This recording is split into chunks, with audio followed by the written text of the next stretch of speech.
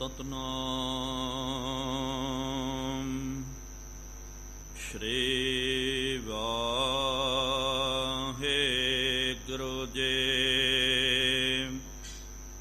ਸ਼੍ਰੀ ਨਾਨਕ ਪਦ ਪੰਕਜ ਬੰਦਨ,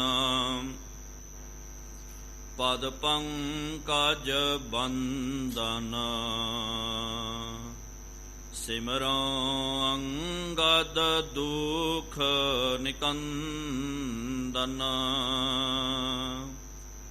ਅਮਰਦਾਸ ਗੁਰ ਹਿਰਦੈ ਧਿਆਵਉ, ਹਿਰਦੈ ਧਿਆਵਉ।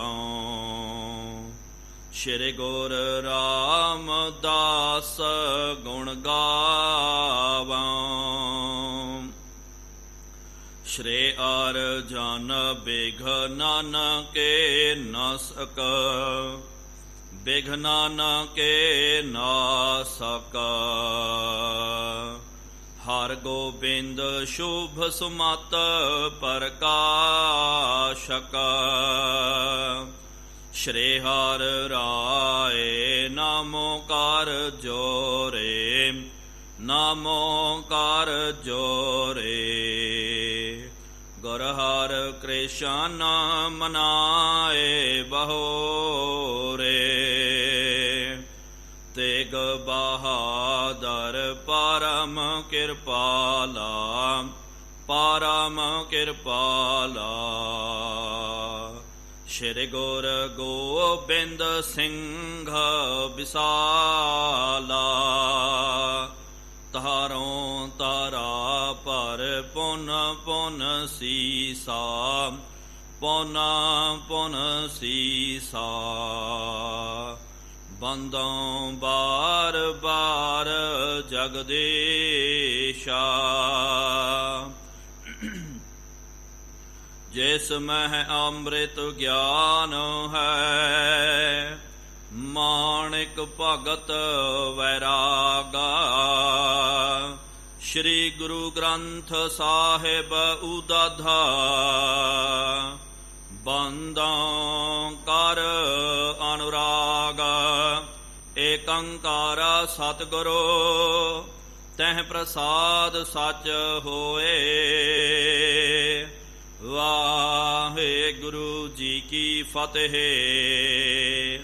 ਵਿਘਨਾ ਵਿਨਾਸਨ ਸੋਏ, ਵਾਹਿਗੁਰੂ ਜੀ ਕੀ ਫਤਿਹ। ਵਿਘਨਾ ਵਿਨਾਸਨ ਸੋਏ। ਸਤਨਾਮ ਸ਼੍ਰੀ ਵਾਹਿਗੁਰੂ ਸਾਹਿਬ ਜੀ। ਚੌਪਈ। ਤਿੰਨ ਸੁਨਕੈ ਸ਼੍ਰੀ ਨਾਨਕ ਬਾਣੀ, ਤਿਸ ਬਿਧ ਕੀਨ ਨੀਕ ਮਨ ਮਾਨੀ। ਜੀਵਨ ਮੁਕਤ ਰੁਚਿਰ ਪਦ ਪਾਵਾ, ਸਤਿਗੁਰ ਬਚਨ ਹਿਰਦੈ ਠਹਿਰਾਵਾ। ਤਿਨ ਸੁਨਕੈ ਸ਼੍ਰੀ ਨਾਨਕ ਬਾਣੀ, ਤਿਸ ਬਿਧ ਕੀਨ ਨੀਕ ਮਨ ਮਾਨੀ। ਵਾਹਿਗੁਰੂ ਜੀ ਕਾ ਖਾਲਸਾ, ਵਾਹਿਗੁਰੂ ਜੀ ਕੀ ਫਤਿਹ। ਉਪਮਾ ਮਹਾਨ ਧਨ ਧਨ, ਜੁਗਾ ਹੋ ਜੁਗ ਅਟਲ। ਚਵਰ ਛਤਰ ਤਖਤ ਦੇ ਮਾਲਿਕ, ਹਲਤ ਪਲਤ ਕੇ ਰਖਿਅਕ। ਵਾਲੀਏ ਦੋ ਜਹਾਨ ਸ਼ਬਦਾ ਅਵਤਾਰ। ਸ਼ਬਦ ਗੁਰੂ ਧੰਨ ਧੰਨ ਸਾਹਿਬ ਸ੍ਰੀ ਗੁਰੂ ਗ੍ਰੰਥ ਸਾਹਿਬ ਜੀਓ ਮਹਾਰਾਜ, ਜਿਨ੍ਹਾਂ ਸਤਿਗੁਰੂ ਸੱਚੇ ਪਾਤਸ਼ਾਹ ਜੀ ਮਹਾਰਾਜ ਜੀਆਂ ਦੀ ਪਾਵਨ ਪਵਿੱਤਰ ਹਜ਼ੂਰੀ ਅੰਦਰ, ਸਾਹਿਬਾਂ ਦੇ ਪਾਵਨ ਅਸਥਾਨ ਤਖਤ ਸੱਚਖੰਡ ਸ਼੍ਰੀ ਹਜ਼ੂਰ ਸ਼੍ਰੀ ਅਬਚਲ ਨਗਰ ਸਾਹਿਬ ਜੀ ਵਿਖੇ ਜੁੜ ਬੈਠੀ ਗੁਰੂ ਪਿਆਰੀ, ਗੁਰੂ ਸਵਾਰੀ ਸਾਧ ਸੰਗਤ ਦਿਓ। ਤਖਤ ਸਾਹਿਬ ਜੀ ਦੀ ਨਿਤ ਮਰਿਆਦਾ, ਨਿਤਨੇਮ ਅਨੁਸਾਰ ਸ਼ਾਮਾਂ ਦੇ ਦੀਵਾਨ ਸਜ ਰਹੇ ਹਨ। ਸਜੇ ਹੋਏ ਪਾਵਨ ਦੀਵਾਨਾਂ ਦੇ ਵਿੱਚ ਗੁਰ ਇਤਿਹਾਸ ਦੀਆਂ ਕਥਾ ਵਿਚਾਰਾਂ ਸਰਵਣ ਕਰਨ ਦੇ ਲਈ ਆਪ ਸੰਗਤਾਂ ਹਾਜ਼ਰੀਆਂ ਭਰ ਰਹੇ ਹੋ। ਵਡ ਭਾਗੇ ਹੋ ਆਪ ਜਿਨ੍ਹਾਂ ਨੂੰ ਸਤਿਗੁਰੂ ਸੱਚੇ ਪਾਤਸ਼ਾਹ ਜੀ ਮਹਾਰਾਜ ਜੀਆਂ ਦੀ ਪਾਵਨ ਸਤ ਸੰਗਤ ਕਰਨ ਦਾ ਸੁਭਾਗ ਅਵਸਰ ਪ੍ਰਾਪਤ ਹੋ ਰਿਹਾ ਹੈ। ਆਪ ਜੀਆਂ ਨੇ ਪਿਛਲੇ ਦੀਵਾਨਾਂ ਦੇ ਵਿੱਚ ਗੁਰੂ ਸਾਹਿਬਾਨਾਂ ਦਾ ਇਤਿਹਾਸ ਸਰਵਣ ਕਰਨਾ ਕੀਤਾ ਸੀ। ਸਤਿਗੁਰੂ ਸੱਚੇ ਪਾਤਸ਼ਾਹ ਧੰਨ ਸਾਹਿਬ ਸ੍ਰੀ ਗੁਰੂ ਨਾਨਕ ਦੇਵ ਜੀ ਮਹਾਰਾਜ ਕਰਤਾਰਪੁਰ ਸਾਹਿਬ ਜੀ ਦੇ ਵਿੱਚ ਸਤਿਗੁਰੂ ਮਹਾਰਾਜ ਜੋਤ ਜਗਾ ਰਹੇ ਹਨ। ਗੁਰੂ ਕੇ ਸਿੱਖ ਦਰਸ਼ਨ ਕਰਨ ਵਾਸਤੇ ਆਉਂਦੇ ਸਤਿਗੁਰੂ ਮਹਾਰਾਜ ਜੀ ਦਾ ਪਾਵਨ ਉਪਦੇਸ਼ ਸਿੱਖਾਂ ਨੇ ਗ੍ਰਹਿਣ ਕਰਨਾ ਕੀਤਾ। ਬੇਅੰਤ ਜੀਆਂ ਦਾ ਸਤਿਗੁਰੂ ਮਹਾਰਾਜ ਜੀਆਂ ਨੇ ਉਧਾਰ ਕੀਤਾ ਹੈ। ਇਸ ਤਰ੍ਹਾਂ ਹੀ ਸਤਿਗੁਰੂ ਮਹਾਰਾਜ ਜੀ ਦੇ ਕੋਲ ਦੋ ਗੁਰੂ ਕੇ ਸਿੱਖ ਚੱਲ ਕਰਕੇ ਆਏ ਸੀ। ਉਹਨਾਂ ਦਾ ਨਾਮ ਸੀ ਭਾਈ ਪ੍ਰਿਥਾ ਤੇ ਦੂਜੇ ਦਾ ਨਾਮ ਸੀ ਭਾਈ ਖੇੜਾ। ਭਾਈ ਪ੍ਰਿਥਾ ਤੇ ਭਾਈ ਖੇੜਾ ਜਿਹੜਾ ਇਹ ਸਤਿਗੁਰੂ ਮਹਾਰਾਜ ਜੀ ਦੀ ਜਦੋਂ ਚਰਨ ਛੜਨ ਦੇ ਵਿੱਚ ਆਇਆ, ਸਤਿਗੁਰੂ ਮਹਾਰਾਜ ਜੀ ਦੇ ਕੋਲ ਰਹਿ ਕਰਕੇ ਸਿੱਖੀ ਨੂੰ ਧਾਰਨ ਕਰਨਾ ਕੀਤਾ। ਸਤਿਗੁਰੂ ਮਹਾਰਾਜ ਇਹਨਾਂ ਦੇ ਉੱਤੇ, ਇਹਨਾਂ ਦੀ ਘਾਲ ਕਮਾਈ ਦੇ ਉੱਤੇ ਬਹੁਤ ਜ਼ਿਆਦਾ ਪ੍ਰਸੰਨ ਹੋਏ। ਮਹਾਰਾਜ ਜੀ ਨੇ ਬਚਨ ਉਚਾਰਨ ਕੀਤਾ, ਕਿਹਾ ਭਾਈ ਪ੍ਰਿਥਾ ਤੇ ਭਾਈ ਖੇੜਾ, ਤੁਹਾਡੀ ਮਨ ਦੀ ਜੋ ਭਾਵਨਾ ਹੈ ਤੁਸੀਂ ਦੱਸਣਾ ਕਰੋ, ਅਸੀਂ ਅਵਸ਼ ਉਹਨੂੰ ਪੂਰਾ ਕਰ ਦੇਵਾਂਗੇ। ਜਦੋਂ ਸਤਿਗੁਰੂ ਮਹਾਰਾਜ ਜੀ ਨੇ ਇਹ ਬਚਨ ਕੀਤਾ ਤੇ ਅੱਗੋਂ ਭਾਈ ਪ੍ਰਿਥਾ ਤੇ ਭਾਈ ਖੇੜਾ ਕਹਿਣ ਲੱਗੇ, ਕਿਰਪਾ ਕਰੋ ਸਤਿਗੁਰੂ ਮਹਾਰਾਜ ਸਾਨੂੰ ਆਪਣੇ ਚਰਨ ਕਮਲਾਂ ਦਾ ਆਸਰਾ ਜਿਹੜਾ ਹੈ ਆਪ ਜੀ ਦੇਣਾ ਕਰੋ। ਸਤਿਗੁਰੂ ਮਹਾਰਾਜ ਜੀ ਨੇ ਫਿਰ ਬਚਨ ਕਰਨਾ ਕੀਤਾ ਕਿ ਭਾਈ ਇਹ ਜੋ ਚਰਨ ਜਿਹੜੇ ਹਨ, ਜੇ ਇਹ ਚਰਨ ਇੱਕ ਥਾਂ ਤੇ ਹੀ ਹਨ ਤੇ ਇਹਦਾ ਫਿਰ ਜੇ ਆਸਰਾ ਲੈਣਾ ਤੇ ਬਹੁਤ ਜ਼ਿਆਦਾ ਕਠਿਨ ਹੋ ਜਾਵੇਗਾ। ਤੇ ਮਹਾਰਾਜ ਜੀ ਨੇ ਕਿਹਾ ਸਾਡੇ ਅਸਲੀ ਜੋ ਚਰਨ ਹਨ, ਅਸਲੀ ਕਿਰਪਾ ਜਿਹੜੀ ਹੈ ਸੰਗਤ ਦੇ ਵਿੱਚ ਹੀ ਪ੍ਰਾਪਤ ਹੁੰਦੀ ਹੈ। ਪਰਮਾਤਮਾ ਦੇ ਚਰਨ ਜਿਹੜੇ ਹਨ, ਹਿਰਦੈ ਸ਼ਬਦ ਚਰਨ ਸਤਿਗੁਰ ਕੋ ਨਾਨਕ ਬੰਧਿਓ ਪਾਲ। ਜੇ ਆਪਾਂ ਹਿਰਦੇ ਦੇ ਵਿੱਚ ਸਤਿਗੁਰੂ ਮਹਾਰਾਜ ਜੀ ਦਾ ਸ਼ਬਦ ਵਸਾਉਂਦੇ ਹਾਂ ਤੇ ਸਤਿਗੁਰਾਂ ਦਾ ਸ਼ਬਦ ਹੀ ਪਿਆਰਿਓ ਪਰਮਾਤਮਾ ਦੇ ਚਰਨ ਹਨ। ਤੇ ਮਹਾਰਾਜ ਜੀ ਨੇ ਬਚਨ ਕਰਨਾ ਕੀਤਾ ਇਸ ਤਰ੍ਹਾਂ, ਅਸਲ ਦੇ ਵਿੱਚ ਜੋ ਸਾਡੇ ਚਰਨ ਉਹ ਗੁਰਬਾਣੀ ਹੈ। ਇਹ ਗੁਰਬਾਣੀ ਗ੍ਰੰਥ ਹਿਰਦਾ ਇਹ ਗੁਰ ਕੋ ਜਾਨੋ। ਜੋ ਗੁਰਬਾਣੀ ਹੈ ਇਹ ਸਾਡਾ ਹਿਰਦਾ ਹੈ, ਇਹਨੂੰ ਭਾਈ ਤੁਸੀਂ ਧਾਰਨ ਕਰਨਾ ਕਰੋ। ਇਹ ਜੋ ਬਾਰੀ ਚਰਨ ਹਨ ਇਹ ਮਿਲਦੇ ਵੀ ਹਨ ਤੇ ਵਿਛੜ ਵੀ ਜਾਂਦੇ ਹਨ। ਤੇ ਸੱਚ ਜਾਣੋ ਜਿਨ੍ਹਾਂ ਨੇ ਗੁਰਬਾਣੀ ਦੇ ਨਾਲ ਮਿਲਣਾ ਕੀਤਾ ਤੇ ਉਸ ਵੇਲੇ ਉਹ ਸਦੀਵ ਕਾਲ ਦੇ ਲਈ ਗੁਰੂ ਕੇ ਚਰਨਾਂ ਦੇ ਨਾਲ ਜੁੜ ਜਾਂਦਾ ਹੈ, ਉਹ ਮਿਲ ਜਾਂਦਾ। ਉਹਨੂੰ ਫਿਰ ਕੋਈ ਤੋੜ ਨਹੀਂ ਸਕਦਾ। ਤੋਰੀ ਨਾ ਟੂਟੈ ਛੋਰੀ ਨਾ ਛੂਟੈ ਐਸੀ ਮਾਧਵ ਖਿੰਚ ਤਣੀ। ਛੋੜਨ ਦਾ ਯਤਨ ਕਰਨਾ ਕਰੋ, ਉਹ ਛੁੱਟਦੀ ਨਹੀਂ ਹੈ। ਜਿਨ੍ਹਾਂ ਨੇ ਹਿਰਦੇ ਵਿੱਚ ਸ਼ਬਦ ਧਾਰਨ ਕਰਨਾ ਕੀਤਾ, ਸਮਝ ਲਿਓ ਉਹਨਾਂ ਦਾ ਉਧਾਰ ਹੋ ਗਿਆ। ਇਹ ਗੁਰਬਾਣੀ ਦੇ ਸ਼ਬਦ ਹੀ ਅਸਲ ਦੇ ਵਿੱਚ ਪ੍ਰਮਾਤਮਾ ਦੇ ਚਰਨ ਹਨ। ਸਤਿਗੁਰੂ ਗੁਰ ਅਰਜਨ ਦੇਵ ਜੀ ਮਹਾਰਾਜ ਜੀ ਦੇ ਕੋਲ ਵੀ ਜਦੋਂ ਗੁਰੂ ਕੇ ਸਿੱਖ ਆਏ, ਉਹਨਾਂ ਨੇ ਬਚਨ ਕਰਨਾ ਕੀਤਾ, ਸਤਿਗੁਰੂ ਮਹਾਰਾਜ ਕਿਰਪਾ ਕਰੋ, ਅਸੀਂ ਸਦੀਵ ਕਾਲ ਦੇ ਲਈ ਆਪ ਜੀ ਦੇ ਨਾਲ ਹੀ ਰਹਿਣਾ ਚਾਹੁੰਦੇ ਹਾਂ, ਨਿਤ ਆਪ ਜੀ ਦੇ ਦਰਸ਼ਨ ਕਰਨਾ ਚਾਹੁੰਦੇ ਹਾਂ। ਸਤਿਗੁਰੂ ਮਹਾਰਾਜ ਜੀ ਨੇ ਬਚਨ ਕੀਤਾ ਕਿ ਨਹੀਂ ਭਾਈ, ਕਿਉਂਕਿ ਇਹ ਜੋ ਸਰੀਰ ਜਿਹੜਾ ਹੈ ਇਹ ਤਾਂ ਮਰਨ ਧਰਮਾ ਹੈ। ਭਾਵ ਕਿ ਇੱਕ ਦਿਨ ਅਸਾਂ ਨੇ ਚੱਲ ਜਾਣਾ, ਤੁਸੀਂ ਵੀ ਚੱਲ ਜਾਓਗੇ। ਜੇ ਸਰੀਰ ਦੇ ਨਾਲ ਆਪਾਂ ਕਦੋਂ ਤੱਕ ਕਿੱਥੋਂ ਤੱਕ ਆਪਾਂ ਰਹਿ ਸਕਦੇ ਹਾਂ। ਤੇ ਸਰੀਰ ਤਾਂ ਵਿਛੜ ਜਾਂਦਾ। ਸੰਸਾਰ ਦੇ ਵਿੱਚ ਵੀ ਆਪਾਂ ਵੇਖਦੇ ਹਾਂ ਇੱਕ ਪਤੀ ਤੇ ਪਤਨੀ ਨਾਲ ਇਕੱਠੇ ਰਹਿੰਦੇ ਹਨ, ਲੇਕਿਨ ਸਦਾ 24 ਘੰਟੇ ਨਾਲ ਤਾਂ ਨਹੀਂ ਰਹਿੰਦੇ, ਉਹਦੇ ਵਿੱਚ ਵੀ ਤਾਂ ਵਿਛੋੜਾ ਪੈ ਜਾਂਦਾ। ਇਹਦਾ ਮਤਲਬ ਮਹਾਰਾਜ ਜੀ ਨੇ ਸਮਝਾਇਆ, ਕਿਹਾ ਸਤਿਗੁਰ ਕੇਰ ਸਰੀਰ ਹੈ ਜੋ ਸਭ ਕਾਲ ਸਮੈ ਸਭ ਨਾ ਦਰਸੈ ਹੈ।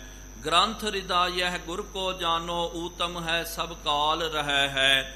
ਮੋਤੇ ਸ਼ਰੀਰ ਤੇ ਜਾਂਤੇ ਹੈ ਦੀਰਗ, ਸਾਹਿਬ ਜਾਨ ਅਦਾਇਬ ਕਹਿ ਹੈ। ਪੂਜਹੁ ਚੰਦਨ ਕੇਸਰ ਕੋ ਘਸ, ਧੂਫ ਤੁਖਾਏ ਕੈ ਫੂਲ ਚੜ੍ਹੈ ਹੈ। ਮਹਾਰਾਜ ਜੀ ਨੇ ਬਚਨ ਕੀਤਾ ਕਿ ਗ੍ਰੰਥ ਹਿਰਦਾ ਯਹ ਗੁਰ ਕੋ ਜਾਨੋ, ਜੋ ਗੁਰਬਾਣੀ ਹੈ, ਸ੍ਰੀ ਗੁਰੂ ਗ੍ਰੰਥ ਸਾਹਿਬ ਜੀ ਮਹਾਰਾਜ ਹੈ, ਇਹ ਗੁਰੂ ਦਾ ਹਿਰਦਾ ਤੁਸੀਂ ਜਾਣਨਾ ਕਰੋ। ਲੇਕਿਨ ਸਰੀਰ ਮਰਨ ਧਰਮਾ ਹੈ, ਲੇਕਿਨ ਸ਼ਬਦ ਜਿਹੜਾ ਸਦੀਵ ਕਾਲ ਵਾਸਤੇ ਅਮਰ ਹੈ। ਤ੍ਰੈ ਕਾਲ ਆਬਾਦ ਹੈ ਸ਼ਬਦ, ਤੇ ਸ਼ਬਦ ਦੇ ਨਾਲ ਜੁੜਨਾ ਕਰੋ। ਮੋਤੇ ਸਰੀਰ ਤੇ ਜਾਂ ਤੇ ਹੈ ਦੀਰਗ, ਮੇਰੇ ਸਰੀਰ ਦੇ ਨਾਲੋਂ ਸ਼ਬਦ ਜਿਹੜਾ ਉਹ ਦੀਰਗ ਹੈ। ਇਸ ਕਰਕੇ ਸ਼ਬਦ ਨੂੰ ਗੁਰੂ ਗ੍ਰੰਥ ਸਾਹਿਬ ਜੀ ਮਹਾਰਾਜ ਜੀ ਨੂੰ ਸਾਹਿਬ ਜਾਨ ਕਰਕੇ ਅਦਾਬ ਕਰਨਾ ਚਾਹੀਦਾ, ਭਾਵ ਕਿ ਨਤਮਸਤਕ ਹੋਣਾ ਚਾਹੀਦਾ। ਗੁਰੂ ਗ੍ਰੰਥ ਸਾਹਿਬ ਜੀ ਮਹਾਰਾਜ ਜੀ ਨੂੰ ਗੁਰੂ ਜਾਣ ਕਰਕੇ ਮੱਥਾ ਟੇਕਣਾ ਚਾਹੀਦਾ। ਬੇਸ਼ੱਕ ਪਿਆਰਿਓ, ਇਹਦੇ ਵਿੱਚ ਕੋਈ ਦੋ ਰਾਹ ਨਹੀਂ ਹੈ। ਗੁਰੂ ਗੋਬਿੰਦ ਸਿੰਘ ਸਾਹਿਬ ਜੀ ਮਹਾਰਾਜ ਜੀ ਨੇ ਇਸ ਪਾਵਨ ਧਰਤੀ ਤੇ ਸ੍ਰੀ ਗੁਰੂ ਗ੍ਰੰਥ ਸਾਹਿਬ ਜੀ ਮਹਾਰਾਜ ਜੀ ਨੂੰ ਗੁਰਤਾ ਗੱਦੀ ਸੌਂਪ ਦਿੱਤੀ, ਲੇਕਿਨ ਸ਼ਬਦ ਦੀ ਪ੍ਰਧਾਨਤਾ ਜਿਹੜੀ ਹੈ ਗੁਰੂ ਨਾਨਕ ਦੇਵ ਜੀ ਮਹਾਰਾਜ ਜੀ ਨੇ ਹੀ ਦ੍ਰਿੜ ਕਰਵਾ ਦਿੱਤੀ ਸੀ। ਮਹਾਰਾਜ ਜੀ ਨੇ ਕਹਿ ਦਿੱਤਾ ਸੀ ਕਿ ਭਾਈ ਸ਼ਬਦ ਦੀ ਪ੍ਰਧਾਨਤਾ ਹੈ, ਗੁਰੂ ਘਰ ਦੇ ਵਿੱਚ ਸ਼ਬਦ ਹੀ ਪ੍ਰਧਾਨ ਹੈ। ਚੌਥੇ ਪਾਤਸ਼ਾਹ ਜੀ ਮਹਾਰਾਜ ਜੀ ਨੇ ਵੀ ਕਹਿ ਦਿੱਤਾ, ਬਾਣੀ ਗੁਰੂ, ਗੁਰੂ ਹੈ ਬਾਣੀ ਵਿੱਚ ਬਾਣੀ ਅੰਮ੍ਰਿਤ ਸਾਰੇ। ਗੁਰ ਬਾਣੀ ਕਹੈ ਸੇਵਕ ਜਨ ਮਾਨੈ, ਪ੍ਰਤੱਖ ਗੁਰੂ ਨਿਸਤਾਰੈ। ਕਿ ਬਾਣੀ ਹੀ ਗੁਰੂ ਹੈ ਤੇ ਤੁਸੀਂ ਬਾਣੀ ਤੇ ਲੜ ਲੱਗਣਾ ਕਰੋ। ਮਹਾਰਾਜ ਜੀ ਨੇ ਭਾਈ ਪ੍ਰਥਾ ਤੇ ਭਾਈ ਖੇੜੇ ਨੂੰ ਕਿਹਾ ਕਿ ਭਾਈ ਜੇ ਪ੍ਰਮਾਤਮਾ ਦਾ ਵਾਸਾ ਆਪਣੇ ਹਿਰਦੇ ਵਿੱਚ ਕਰਾਉਣਾ ਚਾਹੁੰਦਾ ਤਾਂ ਗੁਰੂ ਕੀ ਬਾਣੀ, ਜੋ ਸਾਡੇ ਸ਼ਬਦ ਅਸਾਂ ਨੇ ਉਚਾਰਨ ਕੀਤੇ, ਇਹਨੂੰ ਆਪਣੇ ਹਿਰਦੇ ਵਿੱਚ ਧਾਰਨ ਕਰਨਾ ਕਰ, ਕਿਉਂਕਿ ਬਾਣੀ ਜੋ ਹੈ ਇਹ ਸਾਡਾ ਹਿਰਦਾ ਹੈ। ਇੱਥੋਂ ਤੱਕ ਪਿਆਰਿਓ ਆਪ ਜੀਆਂ ਨੇ ਪਿਛਲੇ ਦੀਵਾਨਾਂ ਦੇ ਵਿੱਚ ਇਸ ਪਾਵਨ ਕਥਾ ਨੂੰ ਸਰਵਣ ਕਰਨਾ ਕੀਤਾ ਸੀ। ਆਓ ਅਗਲੀ ਜੋ ਲੜੀਵਾਰ ਕਥਾ ਉਹਨੂੰ ਆਪਾਂ ਸਰਵਣ ਕਰਨਾ ਕਰੀਏ। ਕੋਈ ਵੀ ਰਸਨਾ ਵਾਂਝੀ ਨਾ ਰਵੇ। ਸਤਿਗੁਰੂ ਮਹਾਰਾਜ ਜੀ ਦਾ ਧਿਆਨ ਹਿਰਦੇ ਵਿੱਚ ਧਾਰਨ ਕਰਦਿਆਂ ਹੋਇਆ, ਸਤਿਗੁਰੂ ਮਹਾਰਾਜ ਜੀ ਦੇ ਪਾਵਨ ਦਰ ਤੇ ਆਪਣੀ ਹਾਜ਼ਰੀ ਨੂੰ ਲਵਾਉਂਦਿਆਂ ਹੋਇਆ ਪ੍ਰੇਮ ਤੇ ਸਤਿਕਾਰ ਸਹਿਤ ਉਚਾਰਨ ਕਰਨਾ ਕਰੋ ਜੀ। ਸਤਿਨਾਮ ਸ਼੍ਰੀ ਵਾਹਿਗੁਰੂ ਜੀ। ਫਿਰ ਇੱਕ ਵਾਰੀ ਉਚਾਰਨ ਕਰੋ ਜੀ, ਸਤਿਨਾਮ ਸ਼੍ਰੀ ਵਾਹਿਗੁਰੂ ਜੀ। ਸਤਨਾਮ ਸ਼੍ਰੀ ਵਾਹਿਗੁਰੂ ਸਾਹਿਬ ਜੀ। ਚੌਪਈ ਜੋ ਬਾਣੀ ਹੈ ਜਿਹਦੇ ਵਿੱਚ ਮਹਾਰਾਜ ਜੀ ਨੇ ਸ਼ਬਦ ਦੀ ਪ੍ਰਧਾਨਤਾ ਦੱਸਣੀ ਕੀਤੀ, ਉਹਨਾਂ ਨੇ ਭਾਵ ਕਿ ਭਾਈ ਪ੍ਰਿਥਾ ਤੇ ਭਾਈ ਖੇੜੇ ਨੇ ਸਤਿਗੁਰੂ ਮਹਾਰਾਜ ਜੀ ਦੀ ਇਹ ਬਾਣੀ ਨੂੰ ਸੁਣ ਕਰਕੇ ਤਿਸ ਬਿਦ ਕੀਨ ਨੀਕ ਮਨਮਾਨੀ, ਉਸ ਤਰ੍ਹਾਂ ਹੀ ਇਹਨਾਂ ਨੇ ਜਿਸ ਤਰ੍ਹਾਂ ਮਹਾਰਾਜ ਜੀ ਨੇ ਕਿਹਾ ਨਾ, ਤੇ ਮਹਾਰਾਜ ਜੀ ਦੇ ਬਚਨਾਂ ਨੂੰ ਉਸ ਤਰ੍ਹਾਂ ਆਪਣੇ ਹਿਰਦੇ ਵਿੱਚ ਮੰਨ ਲੈਣਾ ਕੀਤਾ, ਬਚਨਾਂ ਨੂੰ ਧਾਰਨ ਕੀਤਾ ਹੈ। ਜੀਵਨ ਮੁਕਤ ਰੁਚਿਰ ਪਦ ਪਾਵਾ। ਕਵੀ ਰਾਜੀ ਕਹਿੰਦੇ ਕਿ ਜਿਨ੍ਹਾਂ ਨੇ ਸਤਿਗੁਰੂ ਮਹਾਰਾਜ ਜੀ ਦੇ ਸ਼ਬਦਾਂ ਦੀ ਕਮਾਈ ਕੀਤੀ, ਮਹਾਰਾਜ ਜੀ ਦੇ ਉਪਦੇਸ਼ਾਂ ਦੇ ਉੱਤੇ ਜਿਹੜੇ ਚੱਲਦੇ ਹਨ, ਉਹ ਫਿਰ ਜੀਵਨ ਮੁਕਤ ਹੋ ਜਾਂਦੇ, ਉਹਨਾਂ ਨੂੰ ਮੁਕਤੀ ਦੀ ਦਾਤ ਪ੍ਰਾਪਤ ਹੋ ਗਈ। ਸਤਿਗੁਰ ਬਚਨ ਹਿਰਦੈ ਠਹਿਰਾਵਾ। ਸਤਿਗੁਰੂ ਮਹਾਰਾਜ ਜੀ ਦਾ ਬਚਨ ਜਿਨ੍ਹਾਂ ਨੇ ਹਿਰਦੇ ਦੇ ਵਿੱਚ ਠਹਿਰਾਉਣਾ ਕੀਤਾ, ਹਿਰਦੇ ਵਿੱਚ ਧਾਰਨ ਕਰਨਾ ਕੀਤਾ, ਭਾਵ ਕਿ ਇੱਥੇ ਜਿਹੜਾ ਬਚਨ ਆਇਆ ਨਾ, ਸਤਿਗੁਰ ਬਚਨ ਹਿਰਦੈ ਠਹਿਰਾਵਾ। ਸੁਣਦੇ ਤਾਂ ਪਿਆਰਿਓ ਆਪਾਂ ਵੀ ਰੋਜ਼ ਬਹੁਤ ਜ਼ਿਆਦੀ ਬਾਣੀ ਸੁਣਦੇ ਆ, ਗੁਰਬਾਣੀ ਦੀ ਵਿਚਾਰ ਸੁਣਦੇ ਆ, ਕਥਾ ਕੀਰਤਨ ਸੁਣਦੇ ਆ, ਲੇਕਿਨ ਕਹਿੰਦੇ ਨਾ ਕਿ ਰੱਬ ਨੇ ਆਮ ਕਹਿ ਦਿੰਦੇ ਕਿ ਦੋ ਕੰਨ ਬਣਾਏ, ਇਹ ਕੰਨ ਦੇ ਰਾਹੀਂ ਭਾਈ ਮੈਂ ਸੁਣਦਾ ਹਾਂ ਤੇ ਦੂਜੇ ਕੰਨ ਦੇ ਰਾਹੀਂ ਮੈਂ ਉਹਨੂੰ ਕੱਢ ਦਿੰਦਾ ਹਾਂ। ਤੇ ਤਕਰੀਬਨ ਪਿਆਰਿਓ ਸਾਰਿਆਂ ਦੀ ਇਹੀ ਅਵਸਥਾ ਹੈ। ਜੋ ਆਪਾਂ ਸੁਣਦੇ ਆ ਐ ਸੁਣ ਲਿਆ ਤੇ ਐ ਕੱਢ ਵੀ ਦਿੱਤਾ। ਉਹ ਬਚਨਾਂ ਨੂੰ ਮਹਾਰਾਜ ਜੀ ਦੇ ਆਪਾਂ ਹਿਰਦੇ ਵਿੱਚ ਨਹੀਂ ਠਹਿਰਾਉਂਦੇ। ਜੇ ਆਪਾਂ ਹਿਰਦੇ ਵਿੱਚ ਧਾਰਨ ਕਰਨਾ ਕਰੀਏ, ਠਹਿਰਾਉਣਾ ਕਰੀਏ, ਤਾਂ ਜਾ ਕਰਕੇ ਪਿਆਰਿਓ ਸਾਡੀ ਸਦਗਤੀ ਹੁੰਦੀ ਹੈ। ਤੇ ਇਹਨਾਂ ਨੇ ਬਚਨਾਂ ਨੂੰ ਸੁਣ ਕਰਕੇ ਹਿਰਦੇ ਵਿੱਚ ਧਾਰਨ ਕਰਨਾ ਕੀਤਾ, ਠਹਿਰਾਉਣਾ ਕੀਤਾ। ਜਾਣਿਓ ਸਗਰੋ ਜਗਤ ਅਸਾਰਾ, ਜਾਣ ਗਏ ਹਨ ਕਿ ਸਾਰਾ ਜਗਤ ਜਿਹੜਾ ਅਸਾਰ ਹੈ, ਇਹਦੇ ਵਿੱਚ ਕੋਈ ਸਾਰ ਵਸਤੂ ਨਹੀਂ ਹੈ। ਬਹੁਰ ਨ ਪ੍ਰਾਪਤ ਪਾ ਸੰਸਾਰਾ, ਫਿਰ ਬਾਅਦ ਦੇ ਵਿੱਚ ਬਹੁਰ ਹਮ ਕਾਹੇ ਆਵਹਿੰਗੇ, ਆਵਨ ਜਾਣਾ ਹੁਕਮ ਤਿਸੈ ਕਾ, ਹੁਕਮੈ ਬੂਝ ਸਮਾਵਹਿੰਗੇ। ਤੇ ਜਿਨ੍ਹਾਂ ਨੂੰ ਮੁਕਤੀ ਦੀ ਦਾਤ ਪ੍ਰਾਪਤ ਹੋ ਜਾਵੇ, ਉਹ ਫਿਰ ਬਾਅਦ ਦੇ ਵਿੱਚ ਇਹ ਸੰਸਾਰ ਦੇ ਗੇੜ ਦੇ ਵਿੱਚ ਨਹੀਂ ਆਉਂਦੇ ਹਨ। ਕੀਤਿਕ ਸਮਾਂ ਜਬ ਤਹਾਂ ਗੁਜ਼ਾਰਾ, ਕੁਛ ਕੋ ਸਮਾਂ ਫਿਰ ਮਹਾਰਾਜ ਜੀ ਦੇ ਚਰਨਾਂ ਵਿੱਚ ਰਹਿ ਕਰਕੇ ਭਾਈ ਪ੍ਰਥਾ ਤੇ ਭਾਈ ਖੇੜੇ ਨੇ ਬਤੀਤ ਕਰਨਾ ਕੀਤਾ। ਇੱਕ ਦਿਨ ਬੈਠੇ ਮੋਖ ਉਦਾਰਾ, ਇੱਕ ਦਿਨ ਦੀ ਗੱਲ ਹੈ ਭਾਈ, ਮੋਖ ਉਦਾਰਾ ਭਾਵ ਕੇ ਮੁਕਤੀ ਦਾਤੇ ਕੌਣ ਹਨ? ਸ਼੍ਰੀ ਗੁਰੂ ਨਾਨਕ ਦੇਵ ਜੀ ਮਹਾਰਾਜ ਬੈਠੇ ਹੋਏ। ਹੁਣ ਇਥੋਂ ਪਿਆਰਿਓ ਫਿਰ ਪ੍ਰਸੰਗ ਜਿਹੜਾ ਬਦਲ ਰਿਹਾ ਹੈ। ਇਥੋਂ ਹੁਣ ਨਵੀਂ ਸਾਖੀ ਜਿਹੜੀ ਹੈ ਆਰੰਭ ਹੋ ਰਹੀ ਹੈ। ਆਪ ਜੀ ਨੂੰ ਦਾਸ ਨੇ ਪਹਿਲਾਂ ਵੀ ਬੇਨਤੀ ਕੀਤੀ, ਭਾਈ ਗੁਰਦਾਸ ਸਾਹਿਬ ਜੀ ਨੇ ਆਪਣੀਆਂ ਵਾਰਾਂ ਦੇ ਵਿੱਚ ਗੁਰੂ ਨਾਨਕ ਦੇਵ ਜੀ ਮਹਾਰਾਜ ਜੀ ਦੇ ਸਿੱਖਾਂ ਦੀ ਸੂਚੀ ਪੱਤਰਕਾ ਜਾਰੀ ਕਰਨੀ ਕੀਤੀ ਹੈ। ਉਹਨਾਂ ਸਿੱਖਾਂ ਦਾ ਪਿਆਰਿਓ ਹੁਣ ਹਵਾਲਾ ਦੇ ਕਰਕੇ ਕਵੀ ਰਾਜ ਜੀ ਉਹਨਾਂ ਦੀ ਕਥਾ ਉਚਾਰ ਰਹੇ ਹਨ। ਹੁਣ ਸਤਿਗੁਰੂ ਮਹਾਰਾਜ ਜੀ ਦੇ ਕੋਲ ਕਿਹੜੇ ਸਿੱਖ ਆਉਂਦੇ, ਉਹ ਆਪ ਜੀ ਸਰਵਣ ਕਰਨਾ ਕਰੋ। ਦੋਹਰਾ ਪ੍ਰੀਤਿਮਲ ਸੈਗਲ ਉਭੈ, ਰਾਮਾ ਡਿੱਡੀ ਤੀਨ। ਸਤਿਗੁਰੂ ਮਹਾਰਾਜ ਜੀ ਦੇ ਕੋਲ ਇੱਕ ਤਾਂ ਪ੍ਰਿਥੀ ਮਲ ਆਇਆ, ਦੂਜਾ ਜਿਹੜਾ ਸੈਗਲ ਹੈ, ਇਹ ਦੋ ਹੋਏ, ਤੇ ਤੀਜਾ ਜਿਹੜਾ ਹੈ ਰਾਮਾ ਡਿੱਡੀ। ਰਾਮਾ ਇਹਦਾ ਨਾਮ ਹੈ ਤੇ ਡਿੱਡੀ ਜਿਹੜੀ ਹੈ ਇਹਦੀ ਜਾਤੀ ਦਾ ਨਾਮ ਹੈ, ਇਹਦੀ ਗੋਤਰ ਦਾ ਨਾਮ ਹੈ। ਤੇ ਭਾਈ ਗੁਰਦਾਸ ਸਾਹਿਬ ਜੀ ਨੇ ਪਿਆਰਿਓ ਇੱਥੇ ਕਵੀ ਰਾਜ ਜੀ ਨੇ 3 ਨਾਮ ਇਹ ਵਰਤਨੇ ਕੀਤੇ, ਲੇਕਿਨ ਭਾਈ ਗੁਰਦਾਸ ਸਾਹਿਬ ਜੀ ਹੋ ਗਏ। ਤੇ ਭਾਈ ਮਨੀ ਸਿੰਘ ਸਾਹਿਬ ਜੀ ਨੇ ਆਪਣੀ ਭਗਤ ਮਾਲ ਦੇ ਵਿੱਚ ਜੋ ਉਹਨਾਂ ਨੇ ਇਹਨਾਂ ਦੀ ਸਾਖੀ ਉਚਾਰਨ ਕਰਨੀ ਕੀਤੀ, ਉਹਦੇ ਵਿੱਚ 2 ਸਿੱਖ ਉਹਨਾਂ ਨੇ ਕਿਹਾ। ਇੱਕ ਤਾਂ ਕਿਹਾ ਪ੍ਰਿਥੀਮਲ ਸੈਗਲ, ਪ੍ਰਿਥੀਮਲ ਉਹਦਾ ਨਾਮ ਸੀ ਸਿੱਖ ਦਾ, ਸੈਗਲ ਜਿਹੜੀ ਹੈ ਉਹਦੀ ਜਾਤੀ ਹੈ। ਅੱਜ ਵੀ ਪਿਆਰਿਓ ਆਪ ਜੀ ਦੇਖੋ ਪੰਜਾਬ ਦੇ ਵਿੱਚ ਜ਼ਿਆਦਾ ਕਰਕੇ ਤੇ ਦਿੱਲੀ ਦੇ ਵਿੱਚ ਵੀ ਸੈਗਲ ਜਾਤੀ ਦੇ ਕਈ ਗੁਰੂ ਕੇ ਸਿੱਖ ਆਪ ਜੀ ਨੂੰ ਪ੍ਰਾਪਤ ਹੋ ਜਾਣਗੇ। ਡਿੱਡੀ ਵੀ ਜਿਹੜੀ ਹੈ ਇੱਕ ਗੋਤਰ ਹੈ। ਤੇ ਪ੍ਰਿਥੀਮਲ ਕਰਨਾ ਕੀਤਾ। ਆਏ ਸ੍ਰੀ ਗੁਰ ਦਰਸ ਕੋ ਜਗਿਆਸਾ ਮਨ ਲੀਨ, ਆਪਣੇ ਮਨ ਦੇ ਵਿੱਚ ਬਹੁਤ ਭਾਰੀ ਜਗਿਆਸਾ ਧਾਰਨ ਕਰਕੇ ਸਤਿਗੁਰੂ ਮਹਾਰਾਜ ਜੀ ਦੇ ਦਰਸ਼ਨ ਕਰਨ ਵਾਸਤੇ, ਗੁਰੂ ਕਾ ਉਪਦੇਸ਼ ਲੈਣ ਵਾਸਤੇ ਪ੍ਰਿਥੀਮਲ ਸੈਗਲ ਰਾਮਾ ਡਿੱਡੀ ਪਹੁੰਚ ਗਏ। ਚੌਪਈ ਬੰਦ ਪਦਾਰ ਬਿੰਦ ਕੋ ਬੈਸੇ, ਆਉਂਦੇ ਸਾਥ ਹੀ ਸਤਿਗੁਰੂ ਮਹਾਰਾਜ ਜੀ ਦੇ ਚਰਨਾਂ ਦੇ ਉੱਤੇ ਹੱਥ ਜੋੜ ਕਰਕੇ ਪਦਾਰ ਬਿੰਦ ਬੰਦਨਾ ਕੀਤੀ ਹੈ, ਮੱਥਾ ਟੇਕਣਾ ਕੀਤਾ। ਫਿਰ ਮਹਾਰਾਜ ਜੀ ਦੀ ਹਜ਼ੂਰੀ ਵਿੱਚ ਬੈਠ ਗਏ। ਕੀਤਿਕ ਕਾਲ ਮਹਿ ਬੋਲੇ ਐਸੇ, ਜਦੋਂ ਕੁਛ ਸਮਾਂ ਮਹਾਰਾਜ ਜੀ ਦੀ ਸੰਗਤ ਦੇ ਵਿੱਚ ਰਹਿ ਕਰਕੇ ਬਤੀਤ ਕਰਨਾ ਕੀਤਾ, ਫਿਰ ਬਾਅਦ ਦੇ ਵਿੱਚ ਇਹਨਾਂ ਨੇ ਬਚਨ ਉਚਾਰਨ ਕੀਤਾ। ਹਮਕੋ ਇਸ ਬਿਦ ਪੰਥ ਬਤਈਏ, ਕਹਿੰਦੇ ਸਤਿਗੁਰੂ ਮਹਾਰਾਜ ਸਾਨੂੰ ਇਹੋ ਜਿਹਾ ਮਾਰਗ, ਪੰਥ ਦਾ ਮਤਲਬ ਹੁੰਦਾ ਹੈ ਮਾਰਗ ਜਿਹੜਾ, ਕਿਉਂਕਿ ਜੋ ਆਪਾਂ ਰਾਸਤਾ ਬੋਲਦੇ ਹਾਂ ਰਾਸਤੇ ਨੂੰ ਵੀ ਪੰਥ ਬੋਲਦੇ।